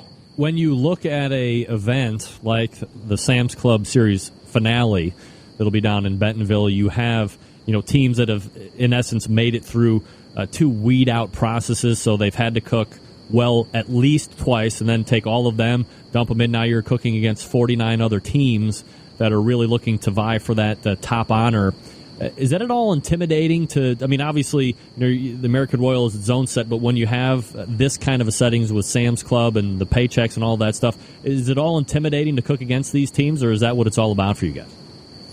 It's not really that much more intimidating than any contest. We're going to go in there and compete against ourselves. We're not going to compete against the other 49 teams. We're going to go in there and try to cook the same way that we've cooked all year. Every week we're cooking against great teams. We're out here on the East Coast cooking against Three Eyes, the current Team of the Year leaders who are having just a ridiculous year. Anytime you see Dan and Chris, you can pretty much be assured you're shooting for second place at that contest this year. We got Tuffy. Tuffy hasn't cooked very many contests this year. If he had cooked his normal number of contests out here, he might be the guy leading Team of the Year. I mean, it seems like every contest he's cooking, it's either first or second. We cook with a lot of good teams out here on the East Coast. We've cooked out in Missouri. I was just out in Columbia, Missouri this weekend cooking against Rod Gray of Pellet Envy. You had True Bud there. So, we've been cooking against a lot of these teams all year. So it's just kind of another contest that just has a much bigger prize at the end of the day. Heath Hall joining me here on the show, Pork Barrel Barbecue. PorkBarrelBBQ.com is the website. Heath, I asked Chris Lilly this just a little bit earlier. You probably heard it. But since I have you on, let me get your take. There seems to be this kind of small movement afoot that is looking to bring back more of a traditional value to barbecue competitions, events that prohibit gadgets and pellet cookers, events that require everyone to use the same meats and cookers for that reason. What are your thoughts on this? Has competition in some ways alienated itself, or at least barbecue alienated itself from its own namesake with all these gadgets and technological advances? I think the true weapon that every pitmaster brings to the competition is their skill and their knowledge. So, if you have a guy who's as talented as Chris Lilly, you could probably give him every gadget in the book, or you could give him, a piece of flint and steel and tell him that he's got to start a fire and cook that way. And so I think the key here is really, your knowledge and the years or months or however long you've been cooking, that you've got into this. We don't cook with any gadgets at Cooks. We have a Lang, so we don't have any of the fancy gadgets that a lot of teams are cooking with, and it does us well. It doesn't really bother me if there's a team next door cooking with a lot of technology. If that's what is good for them, then that's great. I do like the idea of some of these kind of bare bones contests, and I think that could be a lot of fun to participate in. There's one out here on the East Coast called Go Naked in April. It's just a chicken and rib cook, but it's kind of fun to see how everybody can do with really just their skills and a real basic setup. All right, so big news tonight, Heath, here on the show. You're getting ready to give me the scoop here on something that will really make a lot of barbecue teams very happy. I guess barbecue people just in general. So if you could let me cue the drum roll here and go ahead and announce exactly what is happening here tonight. Well, I know you're going to be disappointed, Greg. We're not announcing our sequel to Q. It's not Q Deodorant. I swear that was going to be it. I'm so disappointed. Yeah, I know. I had to lie to you, to get me on the show. But no, what we've got here, I think, is something that all competition barbecuers, their friends and families are really going to really like. It's been out there a little bit in the soft launch, so some of you may have seen it. But tonight we're formally announcing right here on the Barbecue Central show, BBQRace.com. We think BBQRace.com is going to really change the way that competition barbecuers get their Team of the Year results, are able to assess how they're cooking or how they're not cooking, how many contests they've done. It's a quick way for them to be able to see how their buddies are doing. I don't know if this is going to work here. I'm actually trying to pull it up as we speak. BBQRace.com? BBQRace.com. Yeah, this probably doesn't work. Here we go. I'll shoot it up here. Go to BBQRace.com on your browser, and there we go. So what this is the reason this exists is I came back from a contest earlier this year and went to go to see where we stood in the results and realized that there were only That's pretty cool. Man, that's impressive. Oh, yeah. Very impressive. Unless you're in the top 25, you really don't know where you stand. And, I looked and looked, and there was nothing out there. There's the National Barbecue Rankings. They have kind of a unique format that it isn't a traditional KCBS format. So what we did is we created something that we think is very friendly to barbecue teams. If up on the stage there, you can see on the left are recent events, so you could go and see how somebody does at an event. In the middle is something that's kind of fun. It's weekly results. So the weekly results are how you stack up against everybody that cooked in a particular week. Then to the far right on the homepage is the Team of the Year standings. It's very fast. It's very easy to access your team. There's an area at the top where you can just type in your team name. It takes you right to your team dashboard, which shows you your Team of the Year rankings for overall and for all 4 categories. It gives you a badge if you win a GC or an RGC, and we're working on a lot of other fun badges that you'll be able to get. It has, I think one of the cooler functions is it has a graph, which kind of shows you how you're cooking. There's the graph right there at the bottom there. Yep. Are you cooking consistently in a category? Are you seeing a lot of ups and downs? Maybe you just have one up or one down, and you can really take a look and see how that's impacting. You've got the running badges there show you if you rank where you rank in the categories. The GC and RGC badges as well. Now we got a lot of fun things planned for this. We intend to hopefully launch the first fantasy barbecue league through this early next year. Nerds take alert. Fantasy barbecue. Thank goodness. I was wondering, in this vast country of ours, where the hell is fantasy barbecue at? Yeah, I think who do you think will be the number one draft pick in fantasy barbecue? If we're picking right now, it's going to be Three Eyes Barbecue. Absolutely. It's possible. Depends on how we set it up, though. We've been trying to think. Do we set it up where you can only have one team category from one team? So you'd have to draft Three Eyes Chicken or Three Eyes Pork. So, if you're doing pork, maybe you'd want Mark Breen, a serial griller, who's currently, I think, leading pork. But the other things that we really look forward to doing is creating a whole bunch of new races in barbecue. For example, you hear a lot of barbecuers complain, the teams that win Team of the Year, they cook 20, 30, 40 contests, and we only cook 5 or 6. So we're going to implement in here a race that would show you an average. So if you cook 10 contests, we're going to divide your points by 10. If you cook 50 contests, we're going to divide your points by 50 for an average, so we can really see where teams stack up as far as an average. There's a lot of other things built in. A couple things I'd ask all the listeners, go on there, make sure that your team's names are spelled correctly. It's amazing through these KCBS contests how many spellings some teams end up with. We've found one team that has as many as 7 spellings. So if you find your team in there multiple times, email us. All that information is on the site, and we'll merge those together with the correct spelling. So we're still cleaning up the site, but I think there's a lot of potential use for barbecue teams down the road with this as a really quick way to check things out. All right, so what kind of an undertaking has this really been for you guys? I mean, up and running, the soft launch, all the stuff. We're officially announcing it here on the show, but what kind of back-end work and project has this been for you to actually get up and running? I would say we have over 1,000 hours into it right now. We have created a really, really strong infrastructure in the back end that allows us to really pull the data quickly and put it up there quickly. Hopefully in the future it's even going to be quicker. We're working on a couple possible partnerships that would make this happen. Looking at some ways to really expand the data that exists right now for barbecue teams. We've asked some teams kind of to preview it and bring their feedback. Some teams have asked if we could put up there, what does a contest with certain KCBS reps look like for average scores to win? So we might put up a feature that you can go in and see who the KCBS reps are going to be at your contest, and see what the average necessary to win that contest might be over the course of the year for them.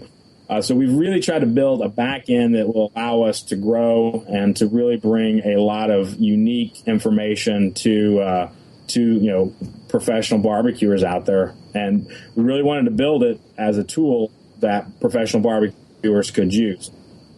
And it also, we also wanted it to be fast. It's pretty fast, even out in the middle of nowhere at a barbecue contest, whereas some of the previous sites had loading issues and things. We really tried to integrate this in a way that will allow for quick downloads on iPhones, on iPads, on Androids, laptops, etc. And is this something that is including all sanctioning bodies, or is it just specific to KCBS right now? Right now, it's just KCBS. Certainly we've built it in a way that if we get the data, we can do whatever we want to do with it. We're just kind of launching this right now with KCBS, and then after we get our feet wet with that, we will hopefully be able to expand down the road. But like I said, we got probably close to, if not over 1,000 hours just in this particular version. So it's a real time commitment and takes a while to get the thing right. But we wanted to get it right at the beginning so that we could have fun with it instead of be worried about bugs and things down the road. BBQRace.com is the website to check out. Again, BBQRace.com. Heath, before I turn you loose, anything else that you have new that's coming up you'd like to talk about? A couple of things. Follow us on Twitter. It's at BBQ Race. One of the things we really hope you'll do is use the share functions on Facebook, Twitter. We're working on some widgets that you can put on your website too, so be alert to that. And then really breaking news. This has not been out there yet, but we are about to launch the world's first barbecue presidential straw poll, available on our website starting probably Thursday. You'll be able to get your barbecuers for Obama or barbecuers for Romney T-shirts and bumper stickers.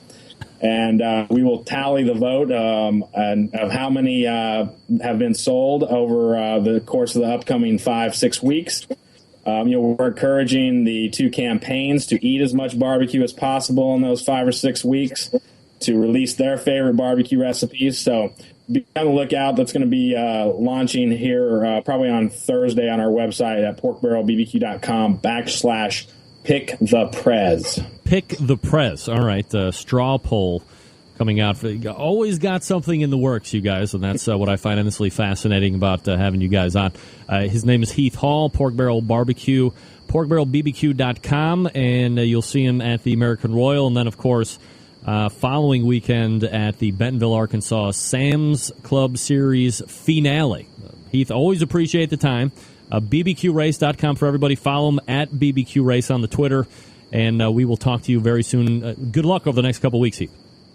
Thanks, Greg. Thanks for having me on. And please, guys, go and check out BBQRace.com. If you got any suggestions or if you need merges for team names, send them our way, and we'll get them taken care of. And stop by and see us at the Royal and in Bentonville. All right, there he is, Heath Hall, joining me here on the show. BBQRace.com. Check it out. I would imagine it's something in lines of taking the place of Pickled Pig. That used to be like the place to go. And I believe that is now defunct. All right. Quickly, let me get out. Going all the way back to the first hour. Danny Coogle, Pitbulls Up in Smoke. We talked about a little bit on his background, how he got into competition barbecue, and of course food safety, paramount. Could end up with botulism and God knows what else if you're not being careful. Don't just take stuff from anybody. Be aware. Be vigilant. We also talked with Bubba Latimer, who won the Hendersonville, Tennessee Sam's Club Regional Qualifier. He'll be going down to the finals as well. Second hour, had a little trouble finding, but did get and talk to pitmaster of Big Bob Gibson, Chris Lilly. Recapped the win at the Bare Bones barbecue competition. He likes it. Likes that style. Always open for competition. And then, of course, we talked a little bit about the evolution of barbecue and some of the bigger changes he's seen over the years.